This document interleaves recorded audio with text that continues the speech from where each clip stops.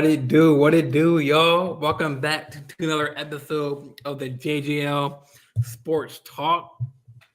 You know, we this is after the All Star break.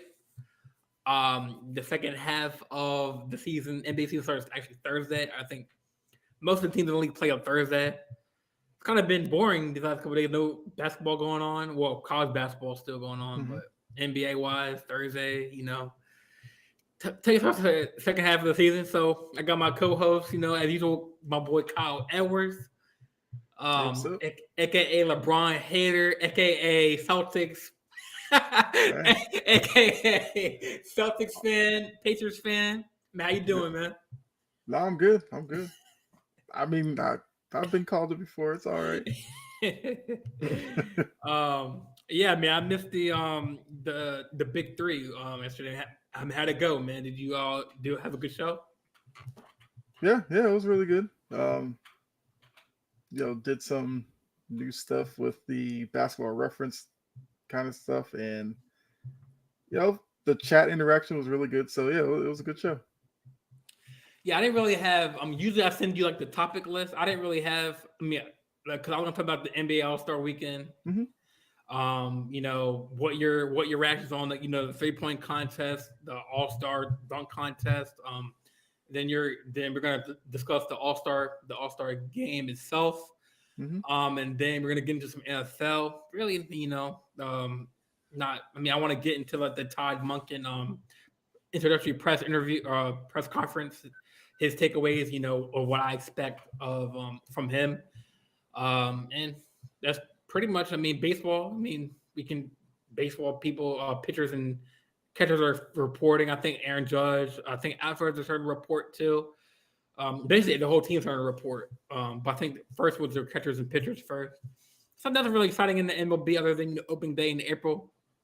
Um, Not really any big fishes that signed really other than Aaron Judge, Rodon to the Yankees. Not really much big news as far as MLB talk, but I'm pretty sure as we get down to like late March, May or April, we're gonna get into some more MLB news. But yeah, man. Where do we start first, man? NBA All Star Weekend, Utah. Yeah, yeah, could do that. Um, so talk to me, man. I know I didn't watch the skills challenge because I was out. I was in Virginia actually for my cousin's birthday, so I was at her little party. So I missed the skills challenge. And I think I did miss the Celebrity All Star game. So I know DK Metcalf is dunking like LeBron. Like he's a freak athlete. Talk to me. How did you like the NBA All Star Weekend? I thought for the most part it was fine. There are some things that I would like to see changed about it, but the celebrity game, it is kind of what it is. We'll see, you know, people that we've seen in other forms of entertainment try to play basketball. Sometimes, you are wowed by people's performances. DK Metcalf dunked a few times, looked good doing it. Then there are other guys who are clearly just there to have fun, and that's all the game is. So I was fine with the celebrity game. Mm-hmm. Um, the Rising Stars tournament. I like that they dedicate a team to the G League because it's a good way to introduce those guys to, normal NBA fans who may not watch the G League. So we saw, Kenneth Lofton Jr., we saw Scottie Pippen Jr., Scoot Henderson, guys like that. Now I knew that Pau Gasol's team was probably going to win it because his team was kind of loaded, but yeah, I thought it was a good showcase for the young guys and G League players. Now, the Saturday night stuff, you said you missed the skills competition. I'm to the point now where I kind of want the skills competition to go back to when it was, guards and the big men running the little obstacle course and all that. Now where it's this 3-team um, competition with like 3 different events, I'm fine with the host city having a team, the rookies having a team, but Team Atentacumpo, we gotta do something about that team because watching Thanasis and Alex brick shots, it's rough. And Like so, it was team. Well, originally it was team Antetokounmpo, but then they but added he Drew couldn't Holiday, do it. right? Yeah, Drew Holiday filled in Was for like a Giannis because substitute. he couldn't. Yeah, because he couldn't do it with his wrist. So it was team. So it was, well, technically it was team Giannis, and then it was the rookies, and then what was It the was middle Team team? Jazz. Yeah, Team because the whole Jazz city gets a team in it as well. team. So that part I like. Walker Kessler's a guy not a lot of people might have known. He was in it. The rookie team. You had Jaden Ivey, you had with Bancaro, so it was cool there. The Thanasis and Alex, man, they it is rough watching them brick shot after shot. And like I get it. Giannis and his brothers, they have a lot of fun. I'm fine with that. But I feel like with that team, maybe you rotate it with the Holiday brothers, or you can find three other guys who. I mean, I do agree with you, but like, other than Drew, I mean, I don't know much about the other brothers. I don't know if they can shoot as well, as No, good as them. Justin and Aaron, they They can can shoot. they can Yeah, shoot. Okay, maybe I just haven't seen them play as much as Drew Holiday. Like, yeah. because Drew's I don't know who's a bigger brother. I'm pretty sure I Drew, yeah, I think Drew's the older one. since Yeah, he's yeah. the more known one. Hmm. You know what I'm saying? I don't even know what But the other that's the two same brothers with are. Giannis, though. Giannis is the known one. I mean, Thanasis is only known for being the cheerleader. Alex, I don't know if anybody knows who Alex is. Yeah, Brett said that. I think that he looked up the stats saying that Giannis is stronger than Giannis. Yeah, Um, Giannis will tell you that he is, yeah, I mean, but it doesn't help him with skills on the court, though. yeah, that's true. But I mean, they look. Anytime you have Giannis on camera, I'm fine with it. He's just He's an funny, man. entertaining guy. He be like, ooh, Yeah, like, he is one of the guys who, when they go to All Star Weekend, they enjoy themselves. Where you have some guys who go there and they act like they're too cool to be there. Jordan Clarkson, that dude, he acted like it was like he was missing a party for being there. They'd interview him. He talked like, I was like, okay, all right, guy. But Giannis did. He was involved in the celebrity game, the skills competition. He was like front and center for the dunk contest. He was always reacting. So I'm fine. The draft for the All Star game. He had his lines. So he's fine. But I don't know. It's just the brothers, man. It's tough. But I mean, it's not that big of a deal for me. Like I would still watch it. 3-point contest was star studded like it usually is. Dunk contest, thankfully for Mac McClung, it was much more entertaining than I was expecting.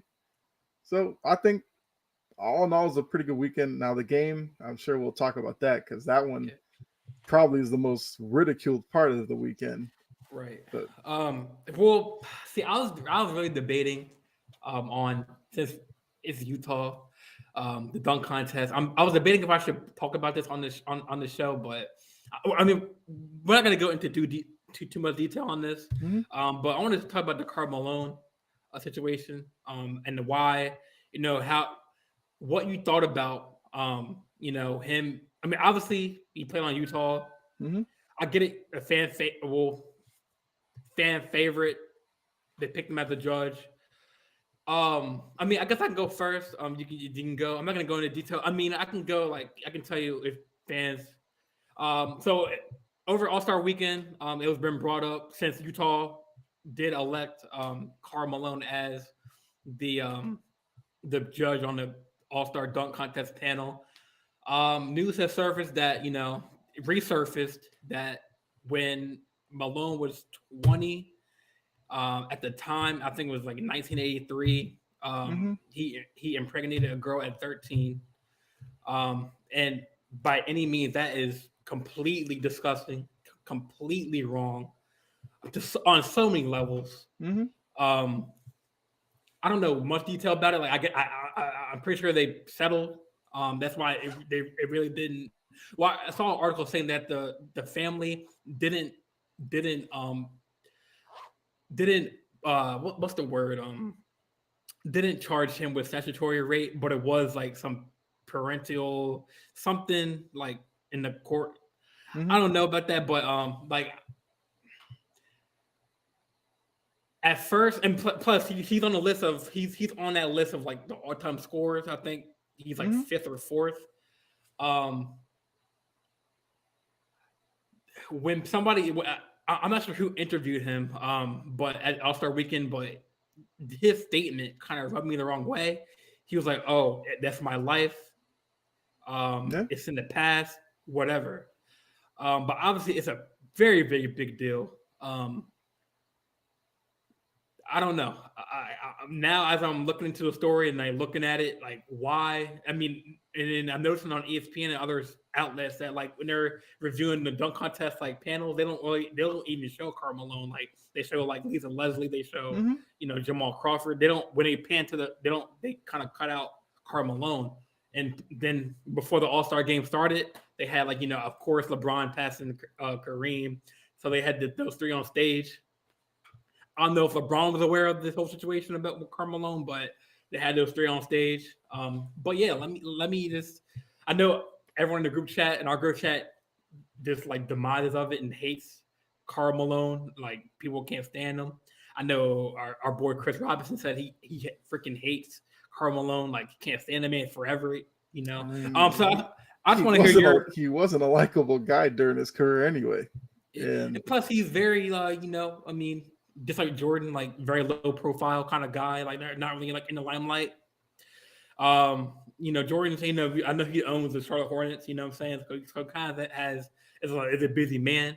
But as far as like privacy, like you don't really hear Karl Malone's, in the news because as much. you never see him anywhere. Right, right. And I mean, I think Well, that's yeah, and kind I of wasn't, how and he I grew wasn't up or whatever. right, Because like, I think he's from yeah, like Louisiana or something like that. I right, can't remember. Or he and went to Louisiana Tech, small school. He's like a farmer rancher type guy. So I feel like him living a quiet life is normal to him. right, Whereas with Jordan when he played, a lot of his life was public, right, where gambling, father's death, all right. that. Malone was able to avoid all of that. Like you just said, this happened like in '83 or something. 83, I believe. Most fans today probably have no idea about it because the NBA, as we know, has a pretty young fan base normally. So for people in Utah, they just probably just remember Karl Malone, the player. And if you look at Utah history, it's not really deep in terms of all-time greats. Like most people know Karl Malone, they know John Stockton. After that, most fans probably get stuck. Right, So for him to be the representative made sense, but yes, for older fans, he wasn't like personable when he played. He didn't give great interviews, so he wasn't well liked. Now, asking him about it now and him being like, that was the past, whatever. I mean, I guess I'm okay with that response to it because it was like but I 30 feel like years he's. I ago mean, yeah. I or mean, 40 plus, years ago at this point. right, right. And So, plus, like, I want to clear that. Like, I mean, I didn't like when I was saying when I said before you said you're like your side. I didn't even like. I just want to clarify that I wasn't comparing like what Karl Malone like did to no, I got you. I Jordan. got you. I was just one thing for like for the viewers. Like, I didn't want Hmm. to like misconstrued like the like I was saying that for his private life, compared to Jordan's life. Jordan's not on Instagram. I don't think. Not on Twitter. I don't think. Yeah, Um. I don't think So so. Yeah. yeah, I mean, I'm trying to separate just for the viewers so they know that Hmm. I'm not. But Jordan didn't do that to that Yeah. person. You know what I'm saying? Like no, like um. But yeah, I mean, I just don't know.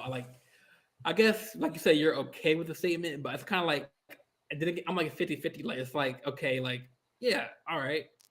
It's in the Well, past. Like say I whatever also you didn't did. want All Star Weekend to become Be like like some become Karl that. Malone symposium where he's breaking it all. I don't need to hear whatever his reasoning may have been for it, how he's okay with it. I don't Mhm. need to hear any of that because Yeah. it would have definitely have taken away from the weekend. Now, if you want to try to lock him into some, Good Morning America interview to go over it, knock yourself out. I doubt he'll ever do it, but that moment in time, yeah, I wouldn't want to hear the story anyway. Right. It's just like I don't know, like as far as the longer I look at the story and like the background of this, I'm trying to get like why did the NBA kind of like cover this up, or if they didn't or didn't. And I get, like you said, you play Utah, he's got elected to the judge because it's his home. I guess you can call it his home city because he played for them, but I don't know. It's just kind of like, I don't know. I don't know how I feel because the whole situation, how like, we don't care when he did it, how he did it, what, like he still did it, you know what I'm saying? It's still proof that he knows. So it's kind of like in this society that we live in today, I don't know. And it's just the way like his statement was like, oh, it kind of like brushed it aside, like, oh, so what? That happened in the past. I did it. Whatever.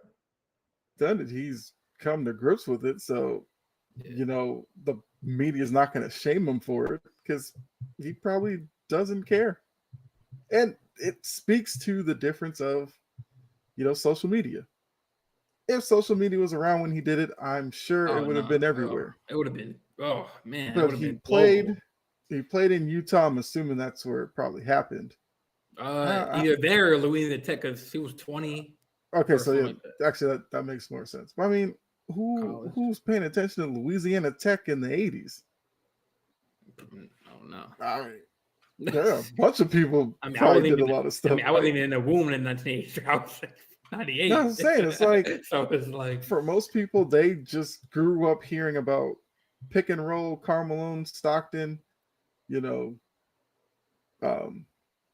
top of the point list. He's like you said, third or fourth. So they just knew him for that. It's probably now maybe some people have kind of learned about his background, but okay, for a guy who's as private as he is, I'm sure he was able to kind of slide under the limelight for a good bit of time. I was kind of surprised to see him, to be honest with you. Yeah, I mean, to be honest, and then I think so. It was Jamal Crawford, Karl Malone, Lisa Leslie, and then some dude I didn't. It was Dominique Wilkins. Dominique Wilkins, and then the other Harold Miner. The one you like, you're in the group chat. You're like, who is this guy? No, I know he is. I was not expecting him to look like that because I could not remember. Because I know Harold Miner. He came into the league. He won. I think he won back-to-back slam dunk contests. I believe like the first time Jordan retired, and because of that, he was labeled as Baby Jordan.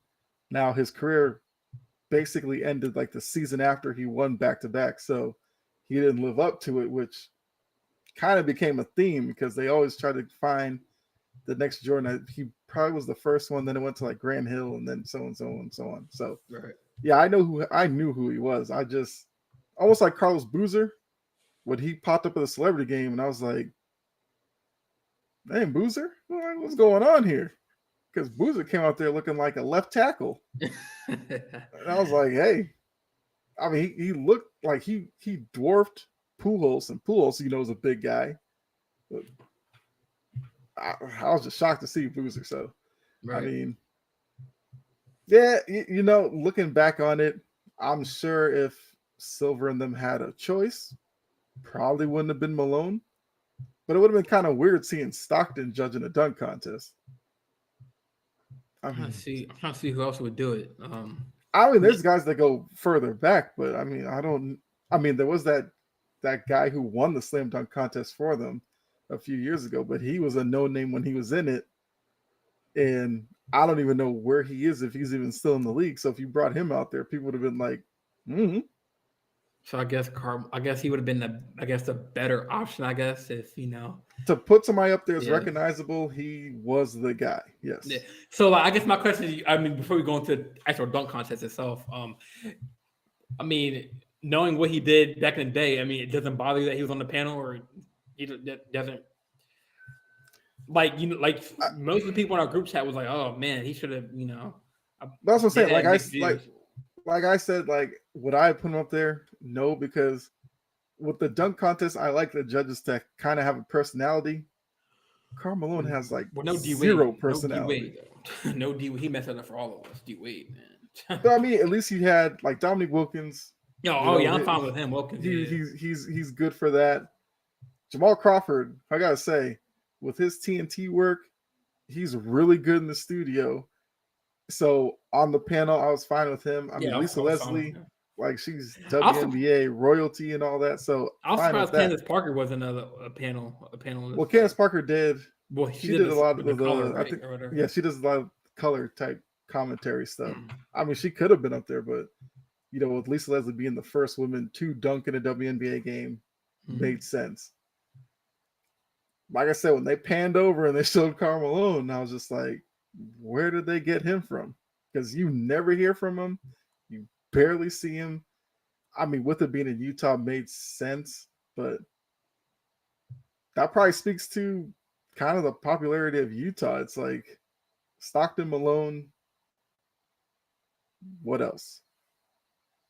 I mean, there are other guys I could name, but it's like he is probably the most recognizable Jazz player.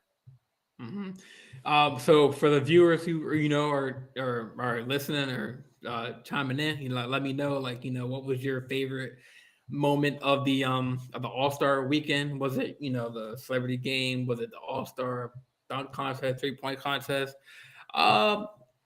Let me know in the comments. I'll put your comment up in so we can discuss it. And if you have any topics you want us to discuss for the show, let us know. Me and Kyle will go over them. But I mean, my favorite is always the 3-point. Well, obviously the All-Star game, but maybe not this year because we'll talk about that. But my all-time favorites are 3-point contest and the dunk contest because first, we never know who's gonna be in it until a few weeks before the festivities. So it's kind of like a mystery who's going to be there. It's like they announce it. I know a lot of people have said that LeBron and others have kind of ruined the dunk contest. Whereas at least people would say LeBron, if he would have done it once. People say Jordan did it like a couple, like one or twice or 3 times, I think, in his career. So it's like, why didn't LeBron do one? I know injuries are a factor. I know why. Why? He didn't want to lose.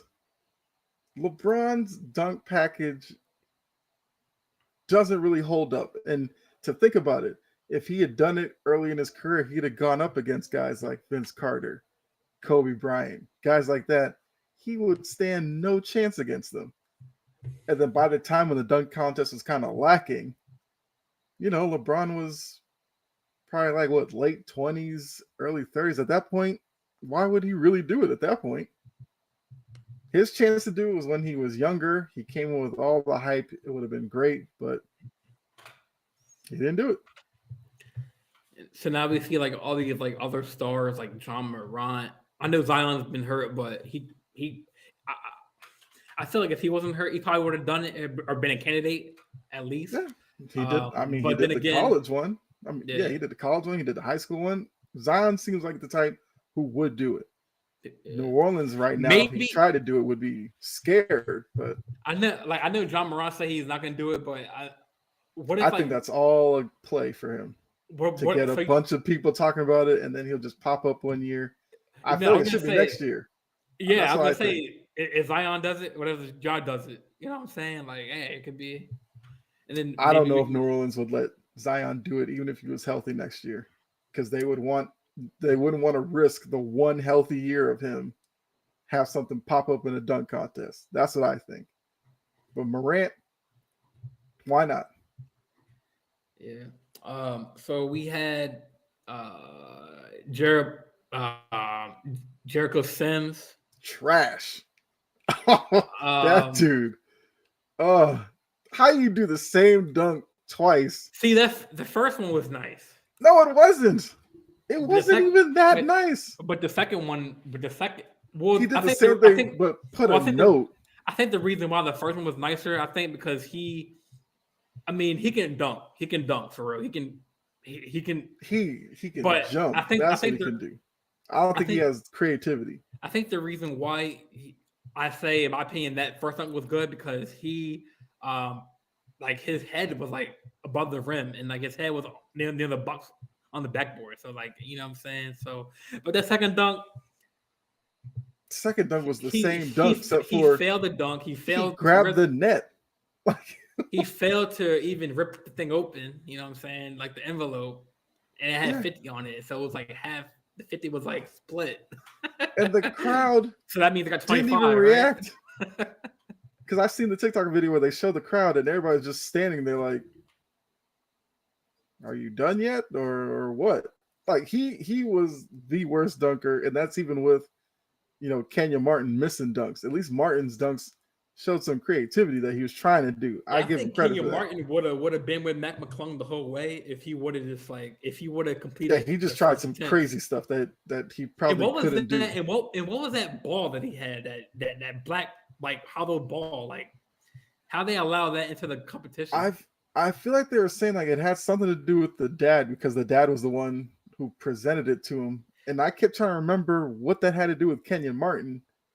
And I couldn't figure it out either. I don't know if there was like a commercial maybe Kenyon Martin did or like a magazine cover maybe with it. I don't know. I couldn't understand that one. Yeah, because it was like a hollow ball. I mean, it was a basketball, but it bounced, but it was Uh, weird, man. It was weird. Like, but unless it was like Kenyon Martin's like brand of ball or something. He was trying to show some love. I don't know. It didn't make sense, but hmm. but I mean, Mac McClung, man. Mm-hmm. Uh, G League. I mean, he went to the Lake or he played for the Lakers. Bounced between pros and the G League. I think he's currently on the 76ers roster. Yep. I didn't. Who did I have winning? I don't think I had a winner. I don't think I picked a winner, but it might have been Jericho Sims. I think I did an episode, and I think I just picked Kenyon Martin because I was like, I know his dad. I'll pick him. That was literally my reason. Because looking at this, I was just like, whatever. Like, just don't bore me. Give me something. Yeah, I didn't Thankfully, think McClung and that Murphy were good. Yeah, I mean, yeah. Well, I know Mac McClung. He can dunk. He was doing this since like high school ball, like dunking on people and then doing the 360s and stuff. And like, Yep. But I did not expect him to win it. I expect him to go far. Mm-hmm. But as far as it was Jericho Sims, it was Kenyon Martin, Mac McClung, And Trey Murphy. He's from the Pelicans. Pelicans, right. Now I did like that dunk. I think that first dunk he had Trent Murphy when he was not his first attempt. I think his second dunk or first. I think it might have been his first dunk, second attempt. What about Alvarado for the alley oop? That's pretty creative. I mean, I know their teammates and Alvarado does it all the time. You know, so they got that he took chemistry advantage going. of the heat Alvarado had because Alvarado was the definite star of the Rising Stars tournament. You know, giving him the nickname Grand Theft Alvarado and all that kind of stuff. So he played off of that. I thought his alley oop to himself dunk was pretty good because most guys who throw it up, they let it bounce. He threw it up, jumped, caught it. I think he went between the legs and dunked it. Thought that was good. So if it wasn't for McClung stealing the show, Murphy probably wins that competition easily. But, you know, and I was also happy that when McClung won it and they were like, you're going to do it next year, he was like, yeah, if y'all invite me, I'll do it. And I like that because I know he has more dunks he can do because I know that there's one where he kind of does a 360. He like reaches behind him to dunk it. I'm assuming he's saving that one for next year. But if he pulls that one out, he'll probably win again next year. But I'm glad he did it. So now people are like, you know, fans will probably be hitting up their favorite dunkers like, look, Mac McClung did it. Why don't you do it? I'm sure John Morant's probably getting a lot of messages now. I saw on Twitter and like Facebook and like TikTok that and like an idea that to like beef up the dunk contest is like have like or whatever, or wherever city they do it at, or they can fly people out, but like pick the top like dunkers, not even in the NBA, like Mhm. like a hot sauce for like dribbling, like like some player like an N1 player, right? Or I'm not saying like for example, like hot sauce is Yeah, a yeah. dribbler, you know what I'm saying? But like Hey, just talking pick your about best, the top street dunkers in the hoopers. Yeah, state or whatever. Have them go begin. I mean, I don't know how the NBA would do that. Maybe pay them to be in the competition. yeah. But have outside sources come in or outside people come in and compete with NBA players and like, I mean, think about it. They're young. So some of them are young, some of them are older. But they, people have phones, people have followers, man. Like people always bring their phones out. Hmm. You know what I'm saying? So why not, you know, I'm not sure how they would do it. Maybe have that competition. I would say maybe like an outside pick the best dunkers, like have a between them, and then decide like a maybe add like two or three or maybe two, and then pick some maybe a John Moran or like Mac McClung against them. Because I've seen some crazy like TikToks of like non NBA players dunking like. Hmm. Um, so that's one idea. But as far as like, I got my next question is like, as far as like the NBA All Star festivities, and then we look at the NFL Pro Bowl. Which one do you think is more exciting to watch? As far as a competition, or do you think it's even as far as competition, where it's like they have the Okay, QB I was about one. to say because you're talking about just the competition itself, Well, not well, necessarily then the also the game too, game. because now Oh, okay, people are okay. saying that. Eventually we're gonna Hmm. get to the game, but mostly people don't want to play due to injuries in the game or competitions, and so is Pro Bowl. That was flag football. Um, well, I think Gene and Cool, like the OGs of like our group, think that um, like when Jordan and Kobe were like still in the league, young, some of the other players had like serious like back and forth like rivalries where like when you got picked in the All Star game, like Magic Johnson, like Kobe Bryant, all the one to like butt heads. You know what I'm saying? Now it's Hmm. like, I mean, I get it. Kobe passed away, rest in peace. But they had the target score, and the award is named. I think the MVP award is, or the All Star game is awarded after the late Kobe Bryant. I get that, all that, but it's like, I mean, I get it. I get There's it. also Giannis, a major difference though. The NBA All Star Game is in the middle of the season. The NFL that's Pro true. Bowl It's is after kind of like, after. that's true. So That's true. for guys like that, and them changing to flag football, I know a lot of people didn't like it. It kind of seemed like the players were okay with it because they know that there's no risk. Well, I mean, they weren't necessarily hitting in the Pro Bowl anyway, We'll feel like but I Jalen feel like for Ramsey. them doing flag football, it kind of allows them to just be themselves. They can trash talk whatever. They can, if they score a touchdown, do celebrations and all that. Who's that? Oh, that's yeah. What's going on, Ty? What's going on, Uh, Ty? Thanks for it's tuning in, man. it's just like the old NFL Pro Bowl definitely hit rock bottom. They had to do something, so they went flag football because flag football is something that a lot of young people play now. Like it's more prevalent with the youth now. So I feel like they went that way to kind of keep the young, popularity. Because to be honest with you, Pro Bowls, All Star games, what it boils down to, kids. That's what it's mainly about.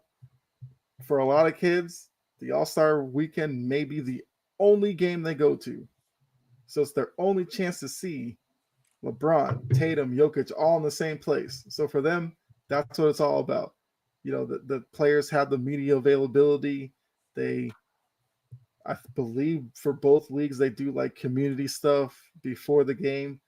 So it's like, that's what it's all about. So if kids like it, I mean, that's all that matters. Now, I will say the NBA All Star Game has gotten to the point where they need to change something. I don't know what it is. Whether you do 3v3 tournaments, 2v2. Like I I know heard 1v1 will never fly. That will never fly. And Spencer maybe Dinwiddie maybe did that an can be like a interview. skills. They can be like a skills challenge, like a 1v1 challenge, or I don't know. I mean, if that's the case, they would just join the skills competition. I'm talking about something that's outside of that. Because Spencer Dinwiddie did an interview and they asked him like, would you guys ever go for 1v1? And Spencer Dinwiddie was like, I would, but unless the big name guys would do it, it would never go well. And they asked him like, why wouldn't a big namer want to do it? He was like, because if I sit there and beat you 1v1, I literally say to you, I'm better than you because remember what I did to you at the All-Star game. And he says a lot of big name guys wouldn't want that to kind of be associated with them. So that's why, kind of like what Ty is saying, I think 3v3, that you might be safe there because who knows? Let's say you get a team of Morant, Jokic, Tatum. Other side, you have like Zion, Embiid, I don't know, LeBron. Kids would lose their mind watching that. Now, you'd have to make sure that they actually take it more seriously than they did the All-Star game because watching, a guy come on the court, everybody on defense just stands aside and you just go to the hoop and lay it in. Like, yeah, kids will be like, woo, I saw you score. But for people watching at home, it's like, bro, I could find something else to do. Like, what are we doing here? And I don't know. I don't know what they do to fix that, but I do miss those, all-star games where you saw, Kobe D up LeBron, block his shot, or you saw like AI trying to go at whoever, Shaq even with his goofiness, shooting threes or trying to cross people up. Like that kind of stuff is fine, but we don't want it to turn into, I mean, Tatum's my guy, but a lot of people. We'll get into that comment, Todd, with the XFL. We'll get to that too. I didn't really watch it because I was traveling back and forth from Virginia to Jersey, so I didn't really get to watch anything. But definitely I'll tune in this week for sure when I have more time on my hands. But we'll definitely get to that comment or that comment. But also Ty's comment about if I would have played flag football as a kid, I might have more brain cells. I mean, hey, I played football too, and like I do like. I know a lot of traditionalists look at flag football and they'll be like, it's kind of making the game soft, and why don't we just make the NFL that? Look, head injuries are a thing. Parents are worried about that. And if it gets to the point where parents aren't letting their kids play football, what's really the future of the sport? So, I mean, yes, you'll still get the crazy ones like myself and like Ty who did play it, even though it was like probably could have played something else. But it's tough. For the NFL, it's much tougher with it being as physical as it is. NBA, I mean, come on. You guys will play over the summer in the Drew League and stuff. You try harder than you do in the All-Star game. Why is that? That's true. And then like it was a format where it's like, okay, the first, second, third, don't really play that hard. It's for entertainment. You don't, have fun. Fourth quarter, you're supposed to go hard, you know what I'm saying, to win. This year, they didn't even do that. Because LeBron's team was so far down, it was like, what's the point? But normally that's how it is, a format, to conserve the energy, or to conserve the energy for the fourth, But it's like they could actually fix the All-Star game pretty easily. If it turned into a bunch of 1v1 battles, nobody would have a problem with it.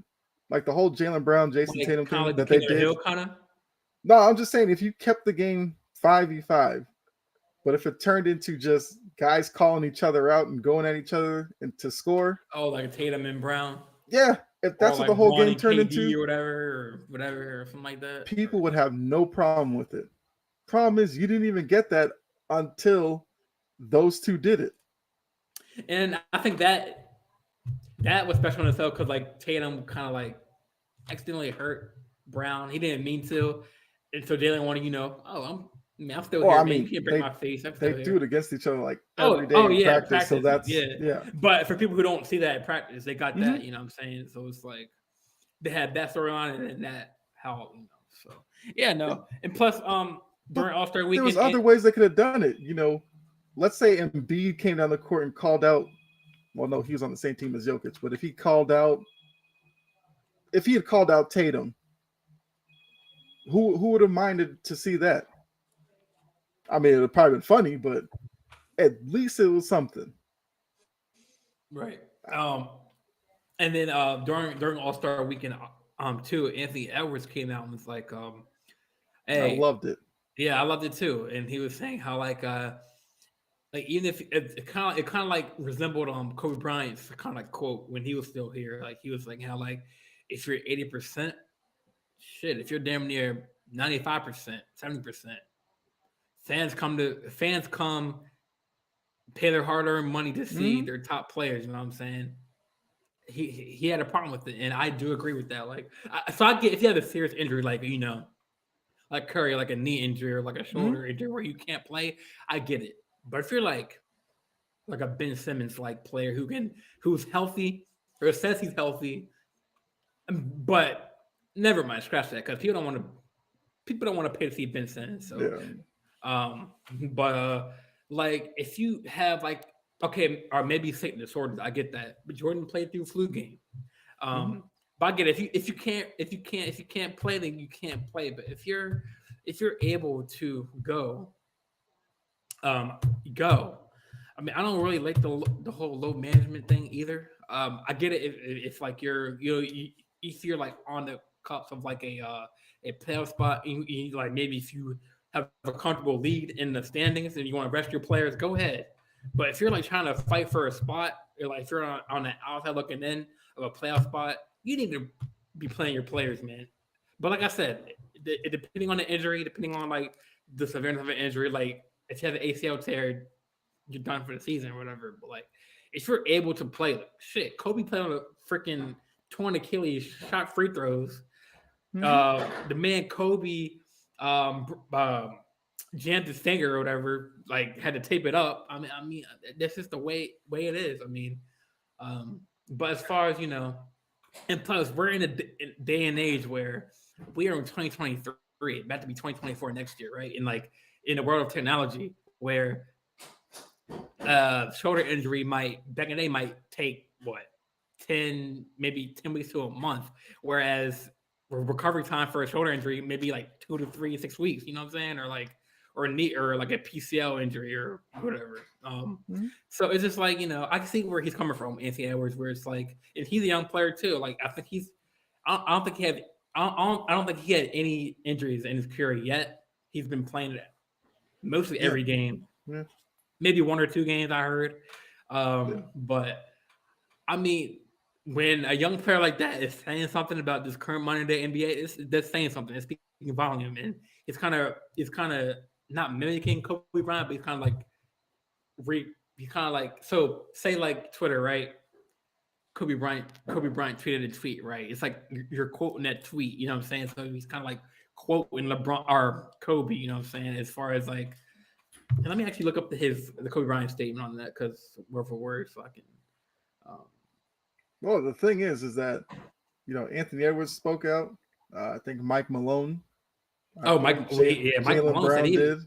Mm-hmm. Um, I think DeMar DeRozan had an interesting statement today where he basically said, if you don't play 78 games, you shouldn't be in the MVP conversation. Now, I think to most people, 78 seems a little extreme, but 75, I could work with that. Tatum is another guy who, idolized Kobe. He doesn't miss games either. He has the wrist that he's supposed to have surgery on. He's told the Celtics, I'm playing through it. And he'll worry about that in the offseason. So hopefully we get more Anthony Edwards and Tatum Brown types. I mean, Brown, when he's missed games, it's been legit, like the facial fracture, or I think he had like a hamstring or something injury where he's missed games. But other than that, he plays most nights. The problem with load management is, it's kind of turned into, it's almost like certain cities players are okay sitting out. And I think that's where a lot of fans feel slighted by it, because if you go to a city where it's seen as kind of a boring city and you sit that out, that's where it kind of becomes an issue. Because I saw a TikTok video of a fan talking to LeBron because I think they went. I can't remember what city they went to, but LeBron was kind of like standing around talking to his buddy, and the fan was like, this is the one game I could bring my kid to, and my kid wanted to see you, and you're not even playing. So are you going to give me a refund? And LeBron kind of gave him this look and then went back to talking to his friend. And for Adam Silver, that is a lasting image because LeBron is the biggest name in the game. And to have a video like that circulating could hurt the brand. I mean, it won't hurt it to the point where the NBA becomes, like, I don't know, as popular as like Highlight or something. I mean, that's probably disrespectful. Highlight is probably popular to some people, but like the NBA standing like that won't suffer necessarily, but there will be a lot of fans who may turn off the product because of the way load management's going. And, it's not even just LeBrons of the world, Kawhi, guys like that. It's a big deal. So Silver's going to get asked about it. I don't necessarily know what he does. Do you employ some type of DeMar DeRozan type where you go, to be an MVP, you have to play a minimum 72 games? Would that make guys play more? Possibly. Or is it something where if you sit out a game, then you have to sit out 2 games? You can't pull this, I'll play at home here. We're going to Cleveland next? No, I'll sit that out. I don't care about Cleveland. We're going to New York, Madison Square Garden. Yeah, I'll play there. That's national TV. Yeah, I'm there. That's the kind of stuff you got to stop because it's just not right. Places like San Antonio. San Antonio's not good. Fans who go to those games have to sit through that product. And the one time, Tatum comes to town, LeBron and them, and then they are not there, it's like, well, at least give me some enjoyment for the season. So, it's definitely a problem. Yeah, like as far as like you said, like I mean, if I'm a big LeBron fan, right? If I'd be really mad if I was bought a plane ticket because my cousin, my godfather, he lives in San Diego, and he told me like if I get a plane ticket, he can buy me a ticket for a Laker game. So like I'd be really mad if I saw LeBron before when he's on Miami, when he played DC, when he played the Wizards, but like I never seen him in the LA uniform. So I mean, I'd be pretty mad if like I spent this amount of money on a ticket and not see LeBron or or like an AD play or like someone who I want to see play live. But then again, it depends on the injury. It depends on how long the player's out for. If you can't play, you can't play. But like a Trae Young who complains about being hurt and now his coach is gone. So it's like things like that. It's like come on, just suit up, man. Play at least play for like a quarter or two if you can't play the whole game or whatever. Just give me something. Like you said, give me something. But yeah, Anthony Edwards is spot on with that. If you're 80% plus, play. If you can play. These fans that get pouring their hard-earned money to buy your jersey, to buy your gear to play like you, and they're paying this amount of money to see you play, and you don't play, man. Like, yeah. So I don't see any issue with his statement at all. Like, buying your jerseys, your shoes, your whatever you put your name on, there's fans who will buy all of it, and they'll wear it to the game if you don't play. It's like it's crushing. Like players could lose fans over that. They could, and like I just can't imagine a kid, say for a Christmas gift, he wants to go see like Kyrie Irving play or like Luka Doncic play, and like come to find out, Luka the day before the game is like, left knee soreness, can't play. I'll be pissed, man. I'd be sad as a little kid, but yeah. I mean, any other thoughts on the All-Star Weekend or in NBA in general? I mean, I think there's 23 games, 23 plus 24 23 games left in the season. Mm-hmm. I mean, the only thing is, next year it's in Indianapolis, so I'm Another assuming Reggie Miller's going to be front and center. But although he's already is with TNT, Jalen Rose. yeah. I mean, that'll be interesting since Rose is with ES. Well, no, some of it's on ESPN, so I guess you could do that. But I mean, I heard Stephen A. talking about some of the cities they're going to. He's like, it's one thing if it's in South Beach or Vegas or something, but went Cleveland, now Salt Lake City, then Indianapolis. Like, my God, I kind of think that kind of talk hurts as well. Because yes, Indianapolis isn't the most exciting city, but it's not. It's like more have an NBA NBA team. I feel like it's more of like an NFL because they got the Colts, got like the whole Lucas Oil Stadium. You know what I'm saying? It's more like a that football kind of. I mean, the Pacers are pretty popular. It's just when you think Midwest, you just think of farming. That's kind of it. So and factories, right? Factories. And... yeah, so it's probably not the most exciting city to go to, but they have a team, so you gotta kind of spread it around. If the All-Star game was only in LA and South Beach, you're cutting off how many fans could really see it. So you got to go everywhere. Yeah, I mean, I wouldn't be. I'm not sure when the last time the All-Star game was in New York, but I can't imagine. Has it ever been New York? All-Star. I want to say yes, it has.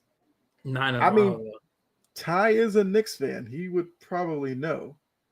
I'm pretty sure it's been in New York. I'd have to look that up.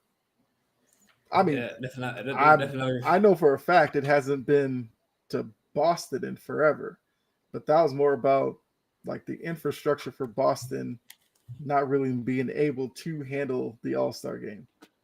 I mean, I'm pretty sure it's probably better now, so I would like to see it probably there at some point soon, but I'm certain New York has had the All-Star game.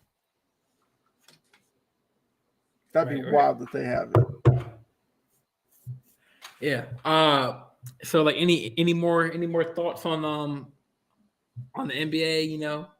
I mean LA. I mean with this new team,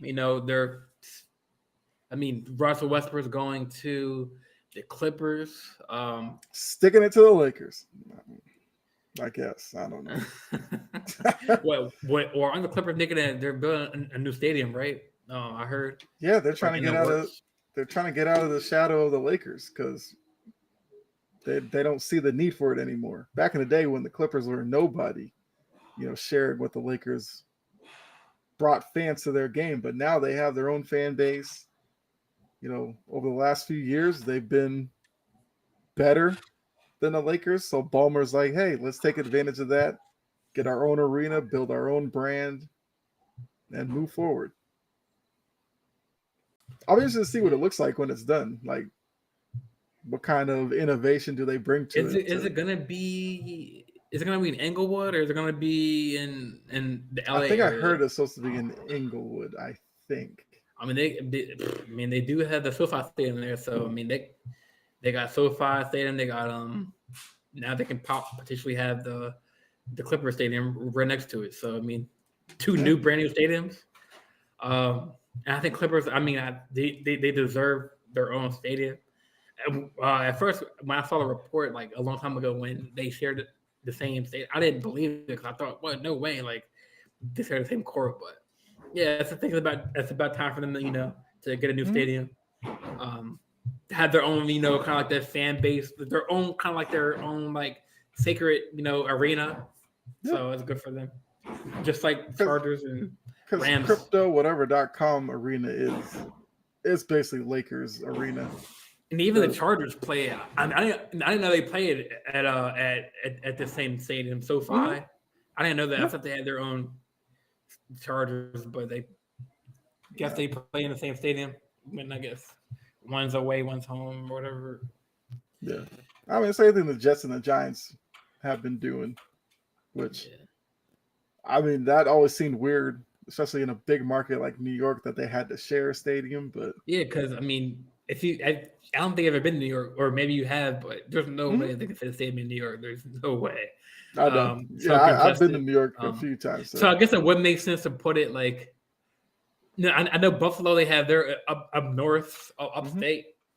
Um, that's been argued too. Like why? I mean, say in Jersey, and why I what know. they call it, the Jersey Jets or something like that, or like Well, Jersey it's the Giants same or something. reason why the Angels who play in Anaheim, but they're named Los Angeles Angels of Anaheim because you want to take advantage of the big city name for marketing. So Right. if you were the Jersey Jets or something, it'd be like, you're the New That York kind of Jets, and boring. it's Like, yeah, you're the New York Jets. And I was like, oh, okay, yeah, well, I cool, mean, they got the Jersey Devils. I mean, they're doing pretty good this year, actually, the hockey team. But yeah, they had the Jersey that's Nets. I true. guess the New York Nets. It's more appealing, I guess. But Yeah, I mean, even the Jersey Nets had to move to Brooklyn because they wanted that New York money. yeah, that's what I'm saying. I feel like the New York Nets is more marketable than the Jersey Nets or whatever. But I mean, they had a good team. Yeah, Jefferson, Kid. I mean, there's nothing wrong with that. yeah. Um, or the Jersey Knicks. Well, it wouldn't be, it wouldn't be that because they're in New York, but Yeah, the New Jersey Knicks, New York I, Knicks. I like I that. mean, you can kind of make it anywhere as long as you win. So I'm sure if the Jets or the Giants, well, especially the Jets, if they were to win a Super Bowl soon, people wouldn't mind that they're in East Rutherford, New Jersey. True, true. So I guess we can go over Ty's comment about the. I mean, I didn't watch the XFL, so you can take over this part of the show. Yeah, I mean, I saw a See this couple of quote. games. I kind of want to probably watch all the games this coming weekend, but I feel like I think they're onto something. Some of the quirky rules, seeing it in effect, I like them. The kickoff rule, where you know the receiving team is at the 30, the kick team is at the 35, 5 yards apart. So you basically have to wait for the kicker to kick off. You have to wait for the returner to actually catch the ball before you move, and then it's a live play. So with that, you're not having guys running 40, 50 yards at a guy, launching at him, creating those high speed collisions that cause a lot of injuries. With them being so close together, there's only so much momentum you can build up in a short span of yards. So the tackles are more form tackles. You're not seeing helmet to helmet stuff. So that I like. Their punt rule, I need to see a bit more of it because it's like if you punt it out of bounds inside the 35, the ball automatically goes to the 35, which I get what they're trying to do because they want to keep, you know, kick returns and punt returns as part of the game because those are exciting plays potentially. But it was cool seeing, guys who maybe failed in the NFL have a second shot in the XFL, Josh Gordon's, AJ McCarron, or some college guys you might have saw but never caught on in the NFL. This is another way to see them. So I thought the product was good. There were some hiccups for sure, but it was the first week, so I think they'll figure all that out. But I definitely hope the XFL kind of catches on. It becomes a system where, you know, if guys are on the outs in the NFL, gives them somewhere else to play. If there's a college kid who, I don't know, instead of jumping in the transfer portal for the fourth or fifth time, maybe they bypass that. They play in the XFL until they're draft eligible. If there's a practice squad guy, he just wants to play more football to get better shape, use the XFL. I think there's an opportunity, like I said, for the XFL to kind of work with the NFL in a certain way. Maybe not necessarily G League level because there's only 8 XFL teams, but use it as a bridge from college to the NFL. I do think some of the cities that they're in were interesting choices. Like San Antonio has a team. I think San Antonio's been one of those who's kind of been clamoring for an NFL team because they feel like they're worthy of it. So that's another thing where this XFL can be used in that way. I do wonder, and Ty's still watching. Like, would we get to the point where maybe the XFL and USFL maybe kind of combine and form a bigger league, something like that? Because it's kind of weird having the NFL season, then we get the XFL season, then we're gonna get USFL after that. So I don't know, is it gonna turn to XFL versus USFL to see who can survive? I don't know, but for an opening week, I thought the XFL did really good. Yeah, so let me. I'll pull up the rules. Yeah. Oh, the scoring rule. I love the scoring rule as well. Can Can you see this clearly? Mm-hmm. Yeah. Okay. Yeah, scoring the touchdown, you have the option to go for 1, for 2, or for 3. So now if there's big leads in games, there's ways to come back a little bit easier. I love the 4th and 15 stuff. If you don't want to do instead of the onside kick, convert 4th and 15 to keep the ball. Love that. But, right. So let me just break down for the viewers. I mean, what the XFL I'm gonna start watching the XFL so I can compare the different rules and so I can have more information on this myself for next week. But the first rule, the XFL overtime rule. The XFL this is per sportingnews.com. Says this is not my own article. So the XFL is taking a page out of both the college football and the NHL's books in this overtime approach. Rather than play a full extra period, each team will be given 3 attempts at a 2-point conversion from their opponent's 5-yard line. The team with the most conversions after those 3 attempts will be declared the winner. If those score remains tied after three attempts, then the teams will continue to alternate single possession until a winner is decided. The rule changes is designed to both shorten the game and make the ending more exciting. It certainly worked in the 2021 Penn State versus Illinois game and in the USFL game. So it could work well for XFL too. So that's the first rule that they put it out. The XFL 3-point tries and tiered extra points. The XFL doesn't allow teams to kick extra points following touchdowns. Teams instead must try to get into the end zone to tack on either 1, 2, or 3 points to their score. A 1-point try is attempted from the 2-yard line. A 2-point try comes from the 5-yard line, and a 3-point try comes from the 10-yard line. So it's kind of like a gambling. Like, what do you want? 10-yard line, 2-yard line, 5-yard line. It is up to the coaches to decide which type of conversion to attempt. Simple enough, right? Indeed, but there is one quirk in the rule to remember. Should the defense return a try for a touchdown, they will receive points equal to what the offense is trying to get. For example, if the defense intercepts a 3-point try and scores, it's worth 3 points. If it's a 1-point try, it's worth 1 point, and so on. So far, when I'm reading, I like this, man. I like it.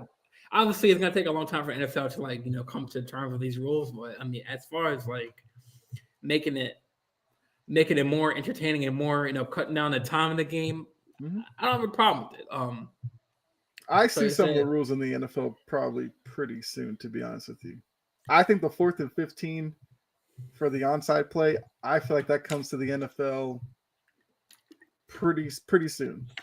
The tiered scoring after a touchdown, I don't know, only because NFL might feel like now we're kind of almost eliminating the kicker, I guess, but that's something I could see in the NFL too. Now, this rule you're about to read, I don't know if this ever makes the NFL, to be honest with you. The XFL forward pass. Yeah. Forward pass rule. So this rule is one that is unique to the XFL. The league allows teams to throw 2 forward passes on one play. The only caveat is that the first forward pass must be completed behind the line of scrimmage in order to make the second forward pass legal. If the first forward pass is dropped, it is considered an incomplete pass as opposed to a fumbled lateral. If the second forward pass is dropped, it is also considered to be incomplete. So I don't think there's a shot in the world that ever makes the NFL. Yeah, see, you and Gene have the most NFL expertness. So can you explain this? Well, I know they have the forward pass in NFL where it's Say So it's like the all right, fourth quarter. I think the simplest way to look at this is think of a quarterback in shotgun throwing a Okay. shovel pass to a wide receiver cutting in front of him. So like So kind of what Mahomes does. that's your first forward pass. In the XFL, if that wide receiver ran to the edge and then wanted to throw a deep bomb to a wide receiver, they could. So Whereas in the kind of like a NFL, you flea, can't do kind that of like unless a it's a handoff. Yeah, or yeah. well, like what you just explained. It sounds like a flea flicker, like flick it to the receiver, then he can kind No, of I'm like talking how about so Greg Roman.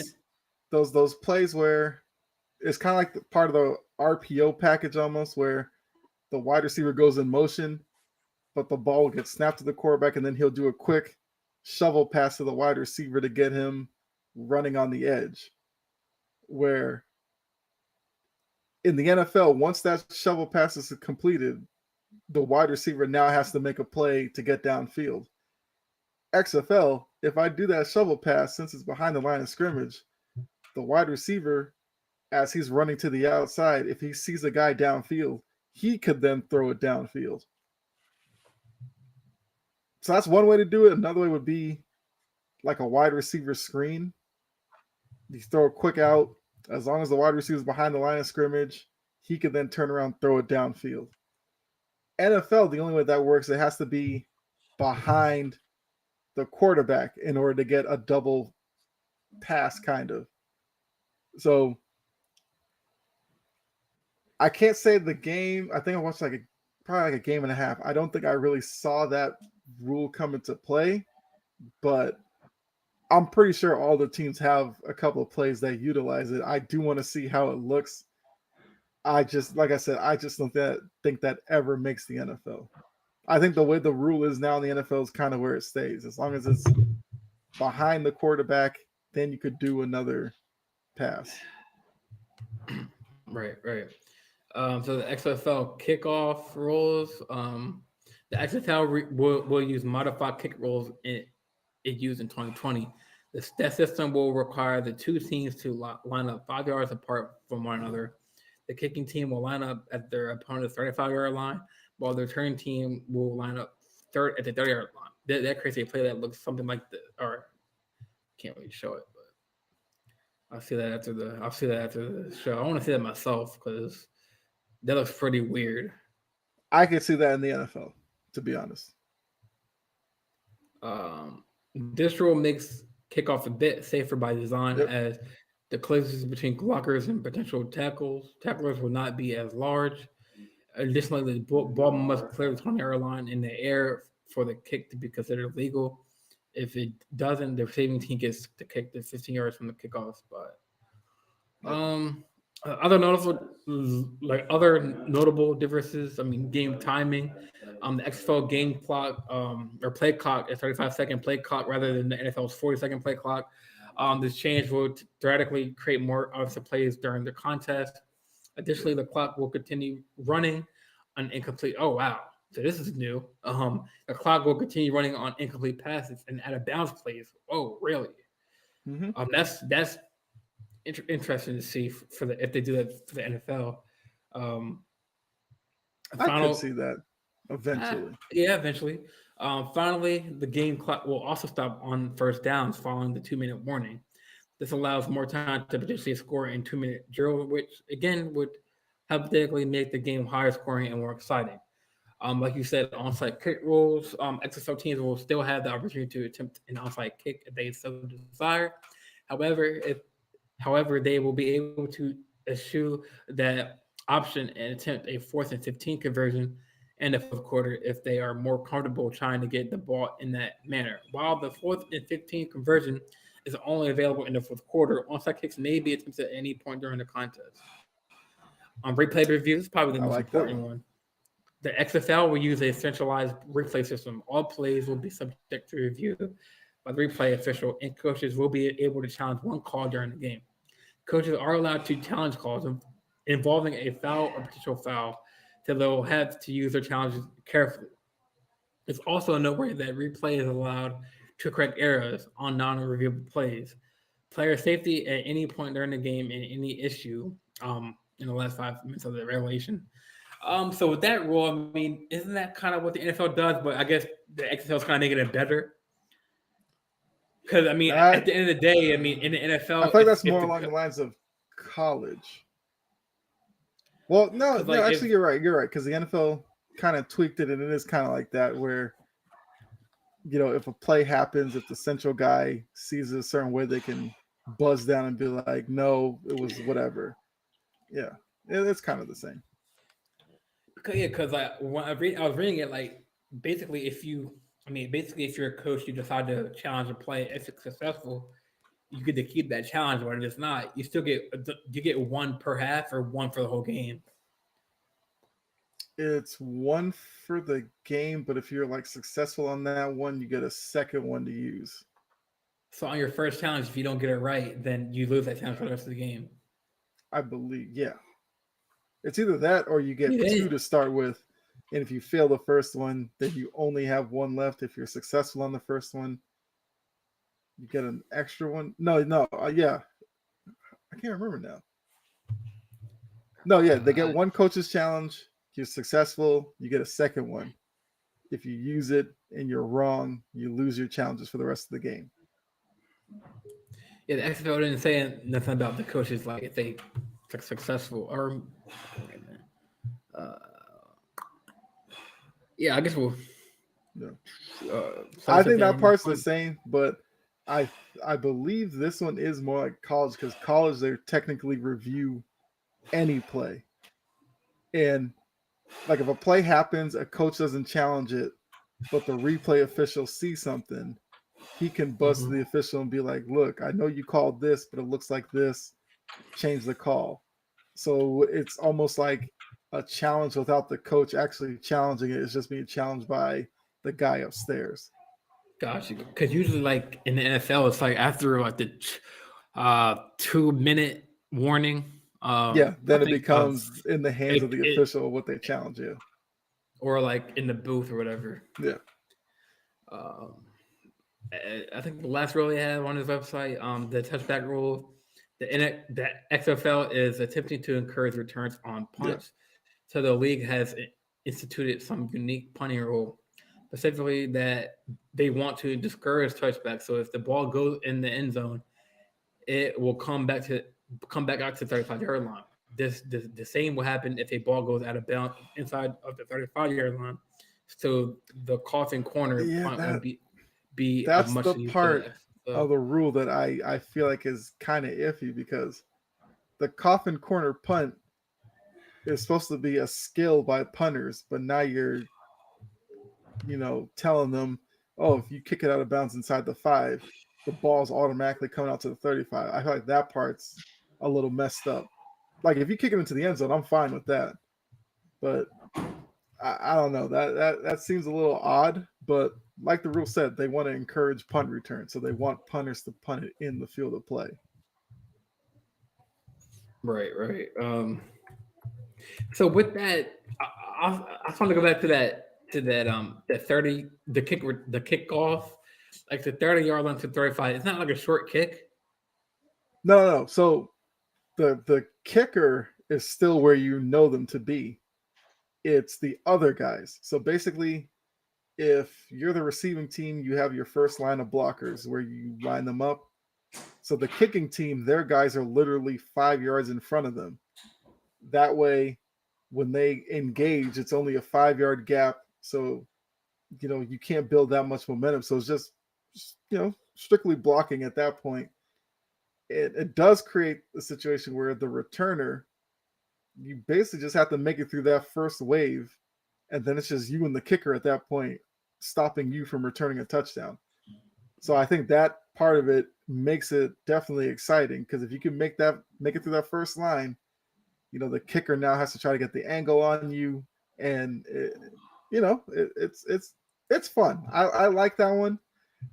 The only Yes. reason why I could see it in the NFL is because the NFL has to figure out what to do with kickoffs, where guys are constantly getting hurt because of the kick team is getting like a 40-yard head start running at your blockers, and then once they hit you, it's like they're knocking you back they're hitting you in the head, they're going low, taking out your knees and stuff like that.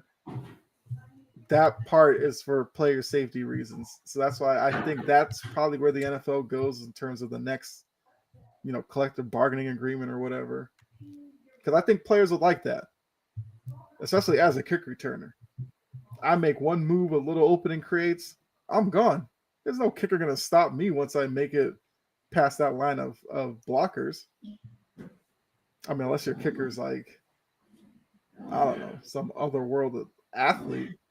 Most of them can't keep up in that open field. Right. Yeah, I mean, so I can definitely. So, and can the NFL or at what point in Well, I'm not saying like this year, but do you think that when can NFL implement these rules? I mean, I feel like if they wanted to, they could for next season, but it'd probably be more likely the season after.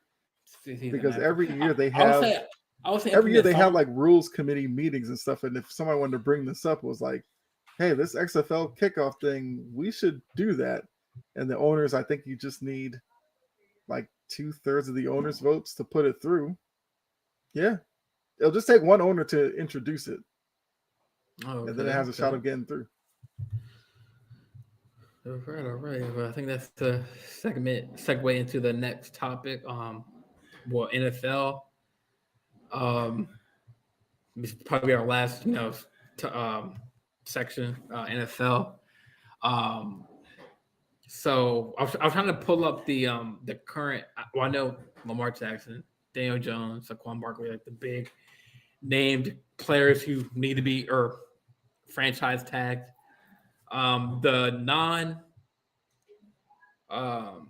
exclusive tag is set at 32 million, 32.5 million, I think, around that area. And the exclusives are around like 45 million. Well, it depends on your position. Each position has a different tag. Those numbers sound like the quarterback tag. They don't have they don't have the exclusive tag for maybe on this website. I'm on Yahoo, but for the non-exclusive traditional franchise tag, here are the salary caps for quarterbacks. It's like 32.4 million. Our running back is 10.10 million. Yep. Wide receiver is 19 million. Tight end is 11 million. The O line is 18 million. Defensive end is 19 million. Linebacker is 20 million. Cornerback is 18 million. Safety is 14 million. And kicker is 5 million. I'm trying to look for the list of like the exclusive numbers. I think my number for quarterbacks is 45 million for quarterbacks. Yeah. For the exclusive tag. I mean, the other positions is probably just a little bit higher because I believe they basically calculate those by, I think, the top 5 who are paid at that position, and then they average it out, and that's how they get those numbers. I believe is how they do it. So I'm assuming the exclusive tag, they just kind of take that number and apply, I don't know, 15% or something over it. All right. So just for viewers who don't know what franchise tagging is, let me pull this up for the folks. Let me share my screen real quick. I think this is this. Share my screen. All right, yep. So the franchise tag is a designation NFL teams may use. I think you have to retain your screen to the screen. Good call, Close. Yeah. Always looking out for brother Kyle, man. All right. So for all the viewers who don't know what a franchise tag is, or who don't really follow sports, or just or just watching and watching all along. So an NFL franchise tag is a designation NFL teams may use to retain one player set to be an unrestricted free agent and sign them to a set contract for another year. That may be exclusive or non-exclusive. So let us break down the tags for you. There's two franchise tags: the exclusive tag and the non-exclusive tag. So let me explain the first one. Exclusive tags means that the contract must be no less than either the average of the top 5 salaries at the player's position or 120% of the player's salary that's the previous season, whichever is greater. It also means the player is not allowed to negotiate with any other teams and may not sign with another team should they reject the offer. On the non-exclusive tag, means that the contract must be no less than either the average of the top 5 cap hits at the player position at 120 of the player's salary the previous season, whichever is greater. Unlike the exclusive tag, however, the player is allowed to negotiate with other teams, and if they receive an offer, their current team has the chance to match. If the team chooses not to match, it's entitled to receive 2 first-round draft picks. So, like I said, there's a transition tag. The transition tag is another designation NFL teams may use to retain one player to set to be an unrestricted free agent and sign them to a set contract for another year. The contract must be no less than the average of the top 10 salaries at that player position, and there's no guaranteed compensation.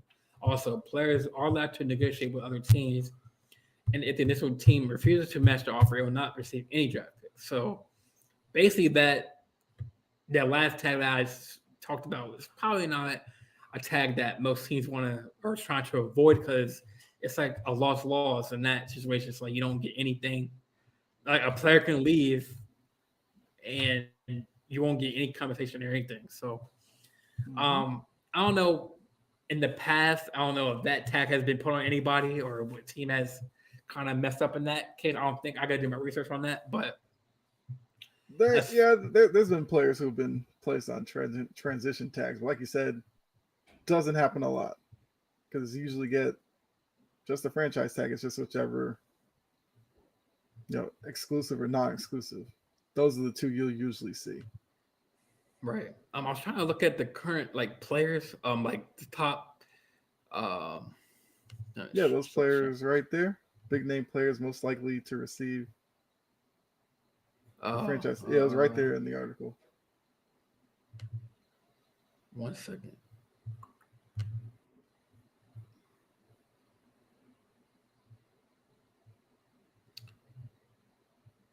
All right. So since I pulled off the list, I pulled down the website. Obviously the big name, Lamar Jackson, Baltimore with QB, Saquon Barkley, New York Giants running back, Josh Jacobs. They're of the Raiders, Geno Smith, Seattle Seahawks, Tony Pollard, Dallas Cowboys, Daniel Jones, New York Giants, and then Jesse Bates, Cincinnati Bengals. This is a list of a couple of the players. Why not? Let's find out. Talk about the big name on the list. Everyone's been talking about on every network, Lamar Jackson. Let's go. I think it's Lamar. Well, it's definitely Lamar 1, Barkley and Daniel number 2 and 3. I'm definitely. When it comes to running backs will get franchise tags because it's not that big of a number. And with running backs, you just never know. So I feel like every running back you just named probably gets the franchise tag. Jacobs, Barkley, Pollard. I could definitely see all of them getting it. Quarterbacks, a little different. So let's want to give 45 to a guy for a year and do it in a way where you don't necessarily anger them to the point when you have to negotiate with them the following season. They just completely turn you off anyway. All right, Kyle. So let's dive right into it, man. Let's dive with the big fish, Lamar Jackson. I know we I feel like every show we talk about Lamar Jackson, or every other show. So the franchise tag window has opened up, and the Ravens have until I think March 7th to strike a deal. I think, and then obviously Lamar can stretch it out until after the draft or before the draft. Basically, when it's all said and done, a deal has to get done prior to the season starting. But I mean, I'm pretty sure as both parties want, as Lamar and the Ravens, if they really want to get this working, they have to do it as soon as possible. Um, so give me your raw like analytics on this situation. Do you think that, or let me ask you this first? Um, do you think that the best landing spot for Lamar for his situation is Baltimore first? If you were to put him on like the betting list to go to a team, like do you see them getting a deal done first? Do you have what the Falcons next? Um, Uh, I mean, in terms because of I mean, fits outside of Baltimore, the best spot for him might be New York. I when that don't will know. I don't know if the Jets could find a way to make it happen because if you go to New York, you have a good defense, you have a pretty good offensive line. I mean, you got Brees Hall, who's a rising star. You know, he got hurt last year. You got to see how he looks off of that. But I think they have a couple of running backs behind him that are pretty good. You know, you have Garrett Wilson as a wide receiver who I believe picked up some hardware in the offseason. You have Elijah Moore. I can't remember who their tight end is, but there's pieces there. Robert Saleh seems like a good coach. The only turnoff might be, I think Nathaniel Hackett's the offensive coordinator there now. And, you know, based on what he did in Denver, I can't say I'd be excited to go there. But I do think Hackett's probably a much better offensive coordinator than he was a head coach. So, I mean, it probably wouldn't be that bad of a deal for him. In terms of a popularity, I feel like if Lamar Jackson ended up in Atlanta, he might be the biggest thing to happen to Atlanta since Mike Vick. Now, there'd definitely be a lot of comparisons that they'll want to put on him to Mike Vick if he's in Atlanta. And, you know, I can, you know, from firsthand experience, Atlanta fans, they would probably ride or die with him. One, because he would be a black quarterback. You know, Atlanta loves their black quarterbacks. But the rest of the team, it is rough. Like you get to Atlanta, the offensive line, trash. Cordero Patterson's a really good running back, and they have Tyler Algier, who's a backup. They're good. You got Drake London, who's, you know, he's a good wide receiver. You know, Kyle Pitts hasn't done a thing since he's been drafted, and that Falcons defense is one of the worst in the league. So if he were to go there, he's going to type a lot of the cap. They have about 55 million in cap space. He'd probably have to suffer through a couple of years of rebuilding. I don't think he wants to do that. So nah. I feel like the only places I really see him. I mean, well, Carolina's interesting. They just hired Frank Reich, but their defense is top 10, like legit. They have, you know, a couple of playmakers on the outside that are pretty good. I mean, it stinks with no Christian McCaffrey there, but that would be an interesting spot with that division. He could win that division for the next 5 years because Atlanta's rebuilding. The Saints, their cap situation's a nightmare, and Tampa Bay doesn't have Tom Brady anymore. But So basically what you're saying is Baltimore, Jets, Falcons, you can throw in the Panthers. now there's other teams. If the Niners want to make a deal with Trey Lance, why? I mean, I could see him wanting to go to San Francisco. That's probably the perfect fit for him. It's just whether or not Baltimore would want Trey Lance, even though Trey Lance would kind of give you a Lamar skill set, a younger guy. But because I don't think me being a Baltimore Ravens fan out, and plus with our new signing of plus we'll get our hiring of Todd Monken. I don't see the Ravens. I mean, obviously I see somehow, some way God's gift of them signing Lamar, maybe coming in the middle, compromising. That's the first thing. But I don't see with them hiring like Todd Monken. I don't like you said, like I don't see them hiring like a or signing like a if Lamar leaves, like worst case, I don't see them signing like a pocket passer. They want like Trey Lance or like a Justin Fields type of athleticism. But even with that, like no quarterback. I mean, other than Mahomes, Burrows, as far as like athleticism, I mean, no one can match like Lamar, like the way Lamar can like extend plays like that. You know what I'm saying with his legs? Mm-hmm. Because if he can't beat you with his arm, he can beat you with his legs. Um, but Mm-hmm. then again, that comes injury and stuff. But really, like all the injuries he has dealt with, it's not like he got hit. I think Denver. I think he just tripped on himself or fell or something like that, or fell back. I'm not sure what the last year's injury was. Like I know it was a hit, but I'm pretty sure I gotta look into the injury last year. But I guess my point is there hasn't really been serious contact injuries. But we all knew as I don't think that matters at all. The issue is for a guy who I'm just saying relies he on can his like legs, he can a avoid hip. those But kind I'm of saying hits like a though. hip injury I think that could he had a slow you down a little PCL. bit. He could overcompensate for a hip. A hip could turn into a hamstring. A hamstring could turn into a knee. But That's where that's the worry is for Baltimore. Is like right. But I he's feel missed like the I mean past couple of it's years. At right. the end of the season, is that a But norm for him? Was that just the outlier that the past years was just unlucky? That's what they have to worry about.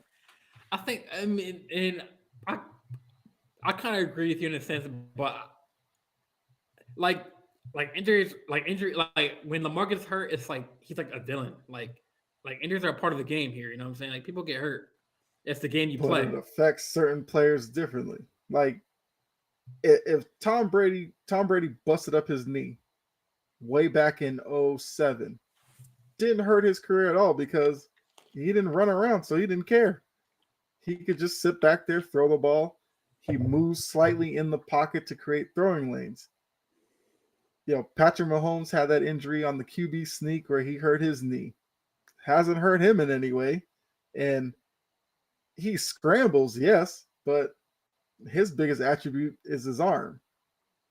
That's the worry where Baltimore has to look at it as Lamar's a much better runner than he is of a thrower.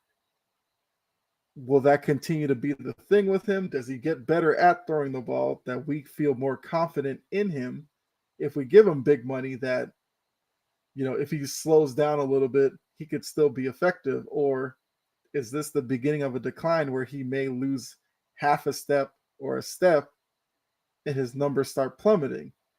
Then you tied up all this money into a guy, risk losing contributors on your team, and ultimately you end up in the same spot you are now. No Super Bowl title, and you're kind of just stuck with them. That's what they're trying to avoid if that's the case with Lamar. So I mean, I just think that I mean, if the Ravens and Lamar can get a deal done, and I mean, from what I've seen and what I've heard from Tom Monken, I mean, so where I was watching, he did a one-on-one interview with one of our reporters, and then he did like the press conference, and like Mm-hmm. I took a couple of takeaways and a couple of quotes from his press conference. So a couple of takeaways I heard from him. Um, don't turn the ball over. That's probably the number one thing any offensive coordinator doesn't Yeah. want to do. Mm-hmm. Be explosive. Score. That's number 2. 3. Score touchdowns in the red zone, which Greg Roman and the Ravens and Lamar and that was the most biggest issue last year with red zone. Which the Ravens are a pretty good red zone team. I mean, I would say as far as getting the right person with Mark Andrews, and they had a couple like well I know you're gonna hate you like Crabtree, but I know we had him, past his prime though. But he's one of those, red zone, Des Bryant. So we've been, I mean, overall good until this year. Be good on third down and don't have lost yardage plays. I mean, that's probably number 5, 6 probably, that's number 5 and 6 is have an athletic quarterback who can make off schedule plays, and that's what Lamar does. Monken said that um, somebody asked them if they had any concern with Lamar holding out. And he was like, I don't have any concern. He said that Eric DaCosta and John Harbaugh are businessmen and they know how to get things done. So that's their job to get that done. I mean, That's I mean that's what he said. I you'd mean, have I'm to not. ask Lamar. You'd have to ask Lamar that, because if anybody's gonna force a holdout, it'd come from his end.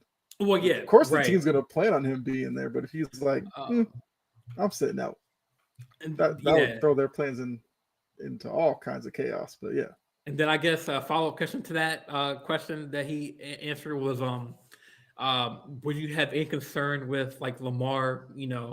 Um, say he misses week 1 or week 2 by holding out, or would he have any issues of learning the playbook or whatever? He was like, not really, because like, and that's any player, saying that comes, quarterback, it's gonna take a few weeks for him to get accustomed to it, but yeah, unless you treat him like Jimmy Garoppolo, where the Niners planned on him not being there, never gave him a playbook until basically once Lance got hurt, and then they're like, "Hey, Jimmy, here's the new playbook since you're the starter." Yeah, if they don't do that, then yeah, there should be no worry about Lamar learning the play, unless it's overcomplicated, which I doubt that.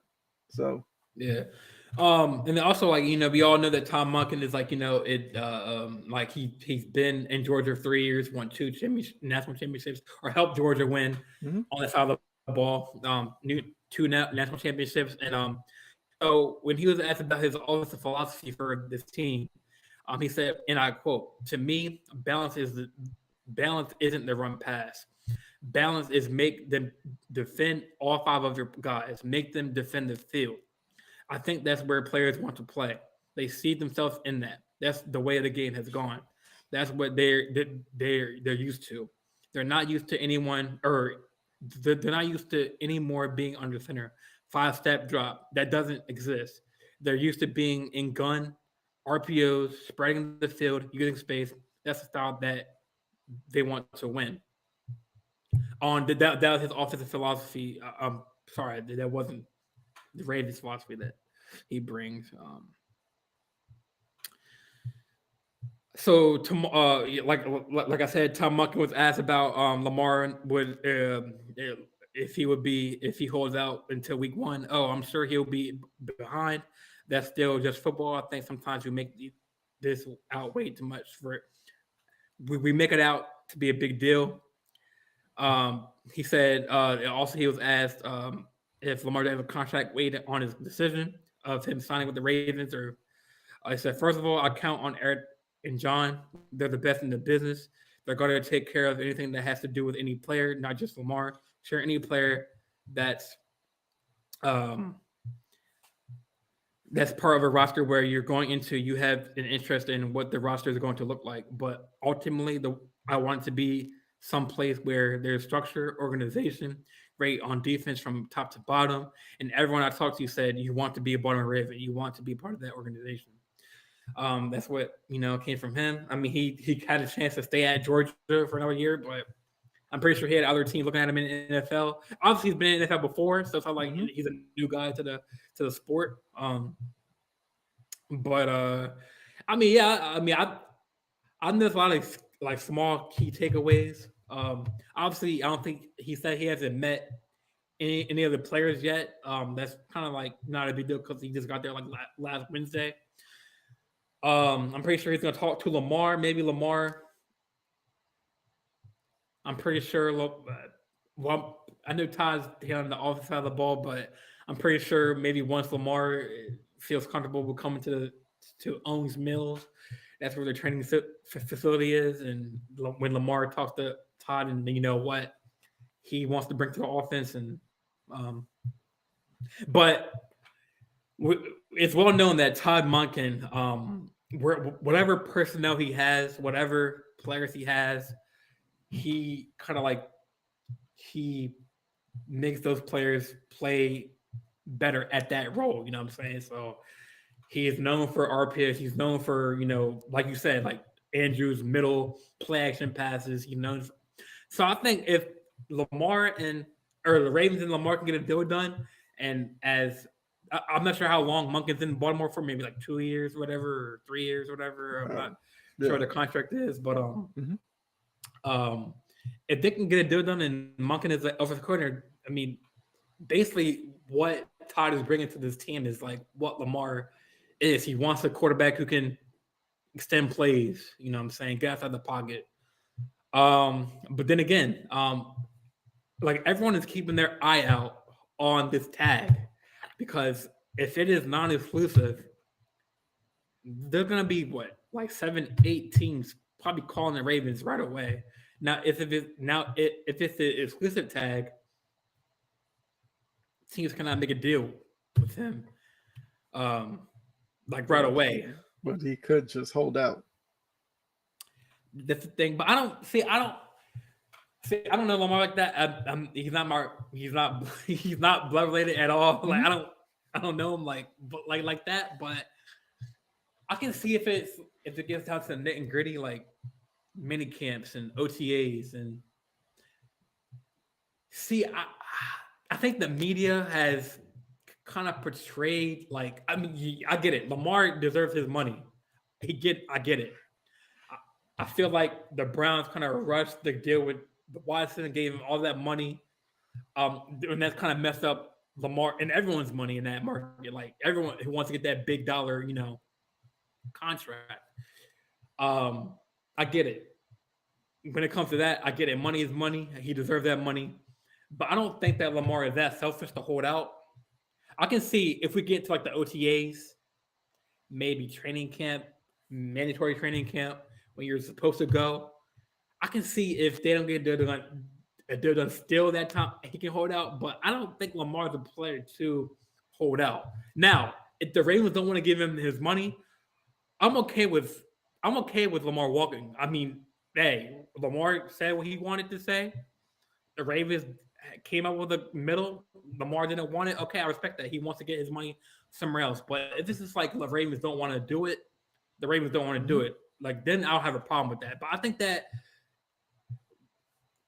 I know, like, being an owner, being, a GM is hard in this league because, the talent at that position is going from a pocket passer like a Manning, Eli Manning to Tom Brady, to the Mahomes, the Lamar, the Burrows, that kind of quarterback. So I get the market's going to be even steeper as far as talent and the money. I know the TV deals come into with the whole new contract and everything and the whole new salary cap. So, I mean, yes, as a Ravens fan, I want the deal to get done eventually. I feel like the deal should get done. I mean, I'm excited to see what this tag is. I don't know. I mean, I heard that, Adam Schefter, I think Ian Rappaport said that they're going to put the exclusive tag on him, meaning that no team can touch him. So I'm assuming in that window of time, they can work out a deal if they can. But if I'm a Ravens fan, if I'm a Ravens in that organization right now, this is like Eric DeCosta's like, I'm not saying if he doesn't get this deal done, he might be on the hot seat. But if Eric lets and feed Biscotti, I'm not gonna let him off the hook either. Because I feel like if Ali Newsome was in that position today, I think he'd have got the deal done with Lamar. Because that's what Lamar does, or that's what Ozzie Newsome does. He gets the players. You know what I'm saying? He signs the players. He has a reputation of signing players. Yeah. Obviously, he's still in the organization, but he's like kind of a low profile kind of position. Yeah. Mm-hmm.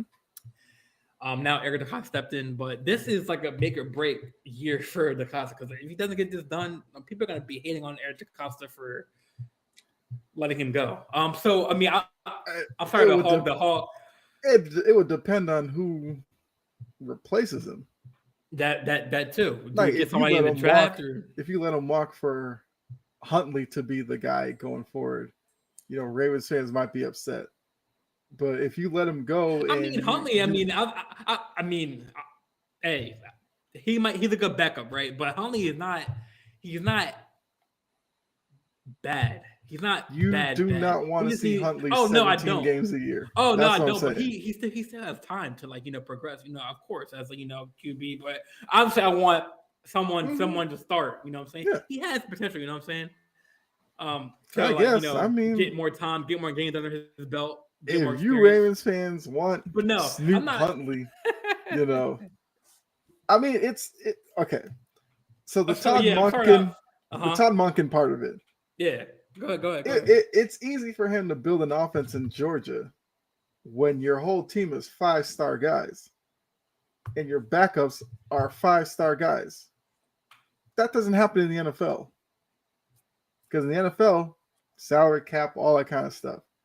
So the talent he may, acquire in Baltimore, it may not be on Georgia's level compared to college competition. Anybody could have ran an offense at Georgia, to be honest with you, the past couple of years, and probably could have won a national championship. They were just that much better than most teams around the country. You can't look at the Baltimore, roster as it is currently and be like, oh, that roster's, head and shoulders better than most teams in the NFL. It's just not that way because the NFL has parity for a reason. Most teams have good players. It's just about whether coaching puts them in the right position, whether organizations draft the right people. So even if Monken has Lamar Jackson, there's no guarantee that they're going to go any further than he did with Greg Roman. That's just, being honest. But yeah, I mean, I feel like from what I was hearing in the press conference and like the one-on-one interview, he's trying to kind of keep the same philosophy as Greg Roman, but kind of like put like more emphasis on it. You know which what I'm is what saying? I basically said. You're just hiring the same guy. It's just a different voice. Because Yeah, Georgia but I mean, what? Mm-hmm. run, defense holds you to like 6 points. Bennett this year, I will say, did surprise me with Georgia. He did a lot more scrambling than I thought. I thought Bennett was, definitely better throwing the ball this season than I gave him credit for. Mm-hmm. I still wonder if we actually ever see him as an NFL starting quarterback. One, his age. Two, Yeah. there are some limitations to him. But I mean, could he do better with Lamar than Greg Roman? Maybe, because maybe he just throws in a couple of wrinkles. Fine. But you still have to tell me, can Duvernay and Bateman stay healthy? Yeah. I mean, is Mark Andrews still going to be the only weapon offensively? That's another question. Out of the running backs, Dobbins, Edwards. Am I missing somebody? Well, Dobbins and Edwards were like the main running back tandem. It seemed like when one was playing, one was out. That one would come back. The other guy was out. I think he's a free agent, Kenyon Drake, but he did it pretty good when he was. So, I mean, Monken's gonna have to see what the full roster looks like. Exactly. Yeah, before we can actually tell how good it will be. That's a good point. Because we don't know. I mean, I don't know. We don't know what that wide receiver room is going to be looking like when the game time happens. So, I mean, obviously, hopefully we have Lamar at QB, but far like receiver room, I mean, we know we're going to have Mark Andrews there, Bateman when he comes back, but are there going to be any new pieces, any draft? Are we going to draft the wide receiver? Are we going to find somebody in the free agency? So yeah, you're right. But I mean, I just heard that he whatever pieces he has, he makes them with his play style like, and I see your point where it's like it's kind of like the same hiring, but I feel like we Gene, you, Key, Freddie have said that Lamar is an average passer, but I think like Todd Monken has or potentially has the keys to unlock Lamar's arm. You know what I'm saying? I mean, that's all in Lamar's ability, though. Because right. the same way you mentioned the games going towards Mahomes, Burrow types, I wouldn't put Lamar in that category necessarily. Because would you expect Mahomes to scramble and run 80 yards for a touchdown? No. Because I think Mahomes has like like 4.8 speed, or well, actually he might be even slower than that, but he's not as fast as Lamar. Right. Mahomes could scramble, throw the What he ball needs to, 80 yeah. yards downfield, hit a guy in stride, score a touchdown. I just don't know if Lamar has that as of right now. So you're saying like Lamar has the potential to get to a level, like if he can. I mean, every quarterback, if you work on your accuracy, you could get better at it. Mhm. Josh Allen did. Josh Allen out of Wyoming, strongest arm, couldn't hit anybody. And then Dayball got with him, worked with him. They refined, I think, his mechanics and stuff. He became more accurate. It's just that now, because of his strong arm, he takes unnecessary risks at times and throws interceptions. With Lamar, Lamar's comfortable throwing in the middle of the field because that's the largest part of the field. If you're going to draft speedy wide receivers, you normally put them on the outside. And when you're throwing outside the numbers, it's a very small part of the field. Mm-hmm. You know, defenders have gotten good with pinning wide receivers to the sideline because now the sideline becomes a defender. Can Right. Lamar make that accurate throw over the top, hit a guy, in stride, and then he can take it to the end zone?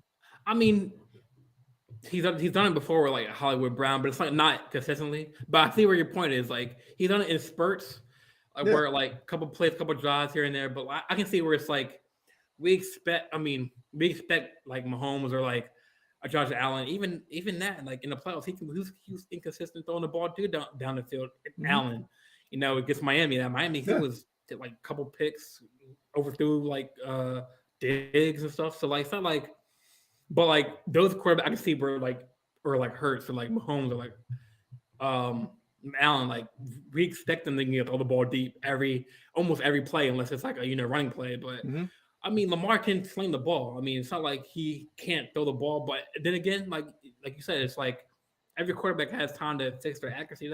That's depending on you as a quarterback and the QB coach you has.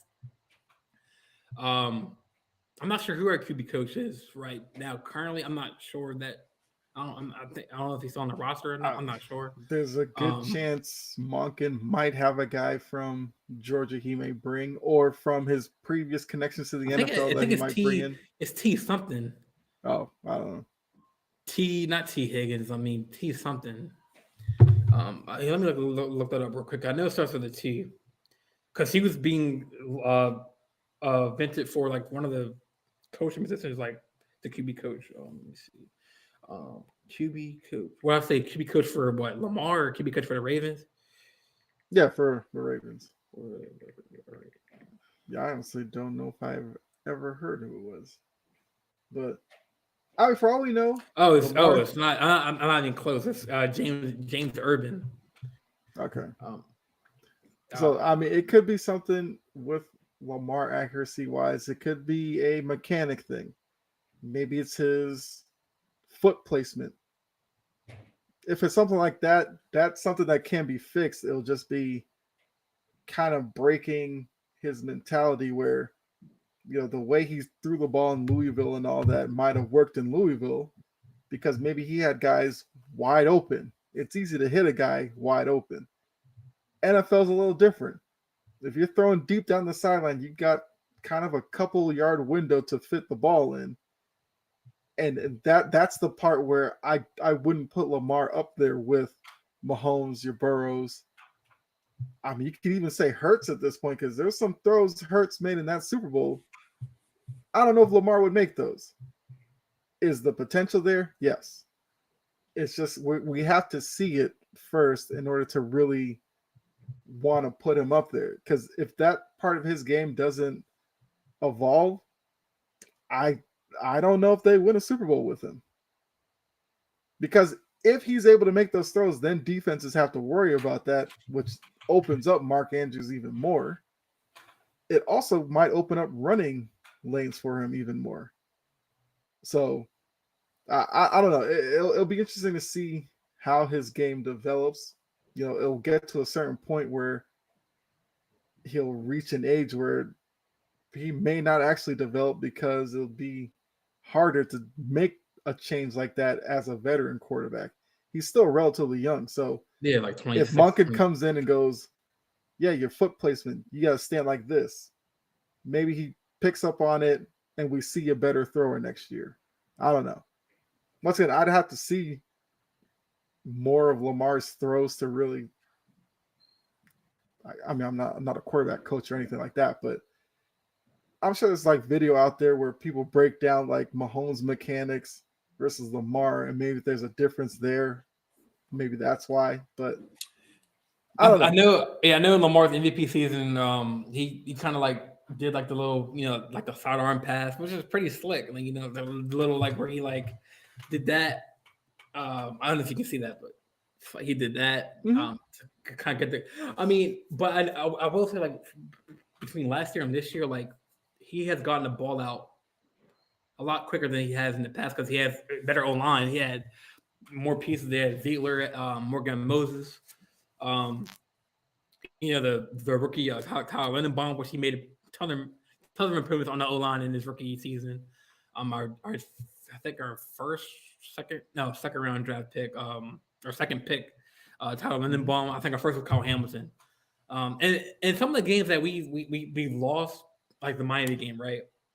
Like even Gene said this, like he wasn't even placed to blame Lamar because he had a terrific game. It's like our defense, you know what I'm saying? Like that secondary.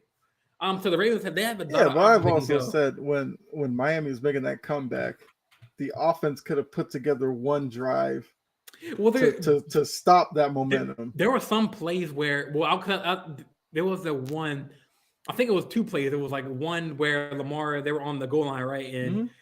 the one line judge called it a touchdown and they called it back.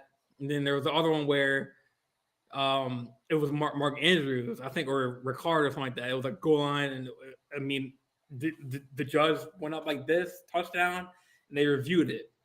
So those are two potential touchdowns that they called back, which were close, like at the one or two. Like I'm not saying that as an excuse, but I'm saying that those could have been the plays that could have been like that turned the game on its side. So, but let me ask you this because I want to hear your opinion on this. Do you think that if this is your chance on live television, I would say live stream to answer with your raw answer? So, do you think Lamar does he deserve his fully guaranteed money? So what are we talking about? Like, I don't know, like 5 years? Well, I'm just saying, as just as a quarterback, do you think he deserves that guaranteed money, like all of it? Oh, I got you. I don't know if I would with Lamar.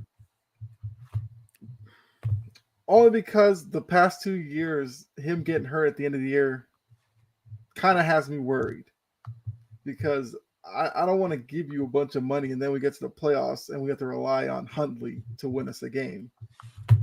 If you can show that, so maybe that's where the tag works in his favor. Maybe he gets the tag, he has another season almost betting on himself. He makes it through the year.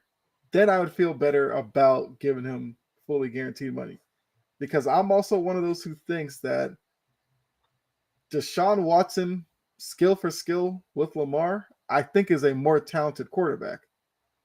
Only thing is, with the time he's missed, I don't know how much of his game might have slipped. He's still young enough that he could regain that level. But the last time we saw Deshaun Watson in Houston, like he was one of the more elite passers in the league, and I can't say that for Lamar. And Watson can run as well. So I understand why Cleveland did it. I just think with the optics of it, they kind of jumped at the gun and gave him this big contract where a lot of people would have liked to have seen maybe a small deal just to see him get his, football legs back, and then you can go into a bigger deal like that. So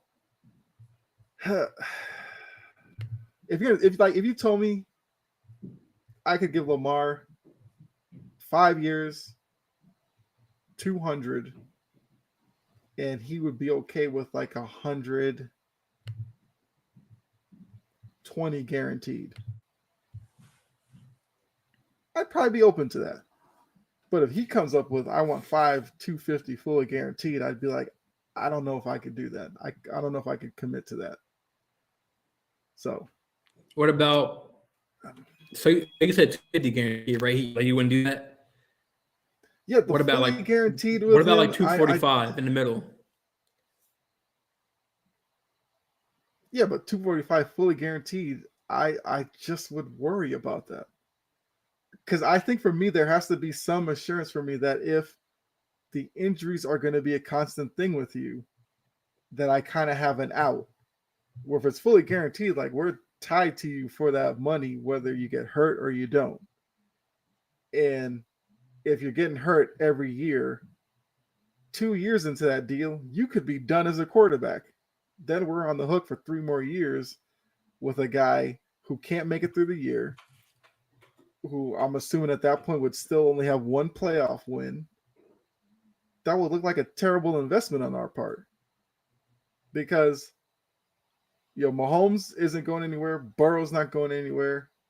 If Josh Allen regains the day ball form, he's not going anywhere. I mean, looking at other young quarterbacks around the league, Hurts already has more playoff wins. He's a young guy. So it's almost like, where do you place Lamar amongst all these young quarterbacks? I mean, Trevor Lawrence already has the same amount of playoff wins. Herbert, like, just because Watson, Wilson got their money, if we jump at it and let Lamar now be the standard bearer for quarterbacks, I don't know if I could sleep well at night knowing that we're the team paying him that kind of money. Yeah, because the reason why I don't normally like advertising other like other networks, but like First Take, right, him and Mad Dog, it was Stephen A. Mad Dog and Keyshawn, and there was a whole Yeah. thing where Mad Dog was like, he doesn't Lamar doesn't or should not earn his fully guaranteed money, and Keyshawn went in on him, and so basically what Mad Dog said was a quote that he said. He was like, this talking about Lamar. He was like, he hasn't shown you can win the Super Bowl with him. Also, Mm-hmm. Mad Dog, you can win a Super Bowl with Herbert and Allen. But how can you say that when Herbert and Allen haven't won a Super Bowl? You know what I'm saying? Or Herbert just freaking I'm lost not 27. I'm not necessarily mad at that statement. I feel like all Mad Dog is saying, Herbert and Allen are better passers. He has questions about Lamar.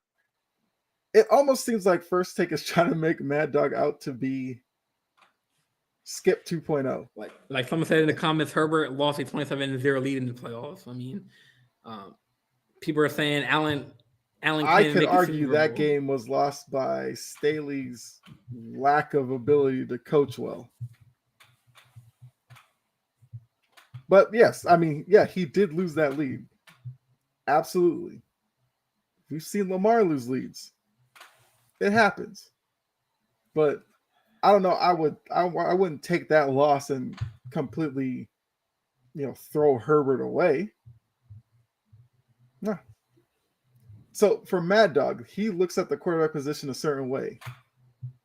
Herbert, Allen are more towards traditional type quarterbacks than Lamar is. Lamar is That dual threat.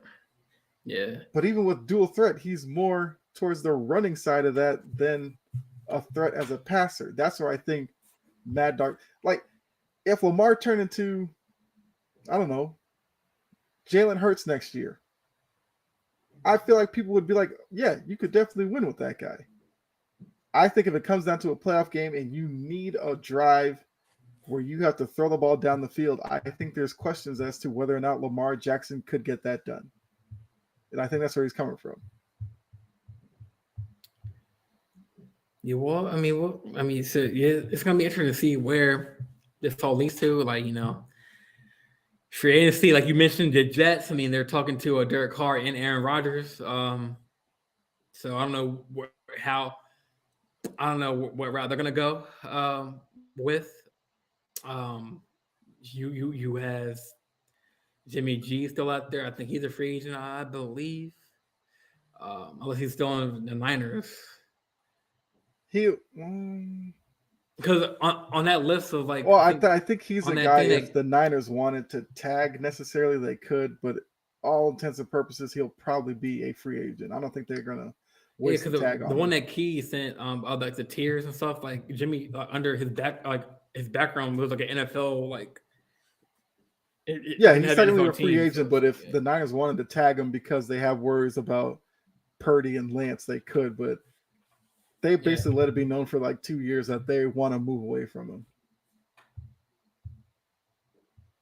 So yeah, I think this is a very good conversation. We're kind of under or over the 2 minute market. Or not two. I'm sorry, 2 hour Mm-hmm. mark. Yeah. So I mean, good conversation. Um, MLB starting up. Opening day is coming up real soon in April. Red Sox You are still going to got. do better than people think. Oh, they're good. I think I say something. I think I say they're gonna be better than the Yankees, but No, I did no. But, I made a prediction on the network for one of the articles. I said I see them as third in that division. okay. So who you see first? Yankees and I think the Blue Jays win the division. I think Yankees, it's gonna Blue be Jays. close. I can see the Blue Jays at like 92 wins. I could see the Yankees at like 90. Um, I think the Red Sox win 85, 86 games. That's fair. That's fair. Yeah, All right. I'm a realist. As long as you don't say they get 100 wins, I'm fine with that. I don't think for the next few years there's going to be a team necessarily that wins 100 games in that division. That division This is the toughest. Well, yeah, what you probably hasn't say been that. because the Orioles have kind of been Yeah, but the bad. Orioles are at least respectable now. So, That's true. you're not surprised if They the got Orioles younger, go into Yankee Stadium, win a game, whereas before, you counted that as like a sweep. right? So, I mean, it still is a sweep here and there, but it's like yeah, they're younger. They're mhm. they're getting stars, or But not I could stars, but see last place in the AL East being like 80 and 82, which for a lot of divisions, that's a really good last place team. right. Yeah, I can definitely see like the Orioles and the Red Sox. Like no, like nah. I get the S to Boston a little bit, but I kind of see them like fighting for that third spot, third and fourth spot. Yeah, Then I have Yankees, Blue Jays, Red Sox, and then Orioles kind of like fighting for that last third and fourth. But yeah, man. I mean, we'll definitely have more MLB content to talk about down the line yeah, than absolutely. NFL. Obviously, franchise tag deadline window happening right now. Thursday starts, I guess, the new second half of the season for NBA. So Hmm. we'll talk more about that. But yeah, I think this concludes the season 5. I don't know what episode number, but it's been a while. But Hmm. yes. But I'm Jordan Jean Louis. I got my boy Kyle Evers, my co-host. Like I said before, I know I sound like a robot, but you can find this on Spotify, YouTube, well, the live stream on YouTube, Facebook. Um, Watch the YouTube or the video version on there. They got Amazon podcasts, based like iHeartRadio, Hmm. basically any platform y'all listen to your podcast on. We there. Hopefully, I want to get some like I don't know how Jake the Snake gets all these like interviewees. Like I'm trying to learn his style. Like he has like 5, 10 interviews coming up. Like Hmm. eventually, I want to get some coaches, some players on here, maybe some high school level players um, down the road. But like we always got sports content, no matter what it is, to talk about. I guess you want to tell the fans where to find you before we head out. Yeah, I mean, you can find me if I'm not on the network Monday, Tuesday, Thursday. Find me on Chomping at the Bit, YouTube, uh, Twitch if I do a live stream. or Instagram, Kyle.Edwards. I think it's like 9938. They gave me those random numbers at the end. I say safest bet, go to the YouTube channel, chomp at the bit, subscribe over there. Also TikTok, but a lot of the TikToks I do, I bring over to YouTube. So you'll find all my links on my YouTube channel. So just safest place. That's the best place to find me. All right, and plus with me, for me, my Instagram, both my main page, JJL_XO, that's my main page. And my podcast page, JJL_sports_talk. Um, in the bio, there's like my link to my link tree, so it has every basically. I mean, the people who don't want to stream, I mean, there's no excuse. I mean, all my links are right there in my bio, like on that link. So yeah, it's like if you're on YouTube, follow, like, subscribe, hit that post notification so whenever we go live or I go live individually, you'll see me pop up. Give me a rating on Apple Podcasts, see how I'm doing, see how Kyle's doing. We'll take critique wherever you ask it. We love feedback. Even in the comments, Ty did a good job today. Especially in the comments on YouTube. Comment, afterwards. I'm gonna start posting a little bit of the streams on TikTok, so people can talk about that on that. I know Gene did a good job with that on for his show Wire to Wire. So yeah, it's been a good episode, and yeah. With that being said, I'm gonna do my mic drop. We out. Yeah, have a good one, guys.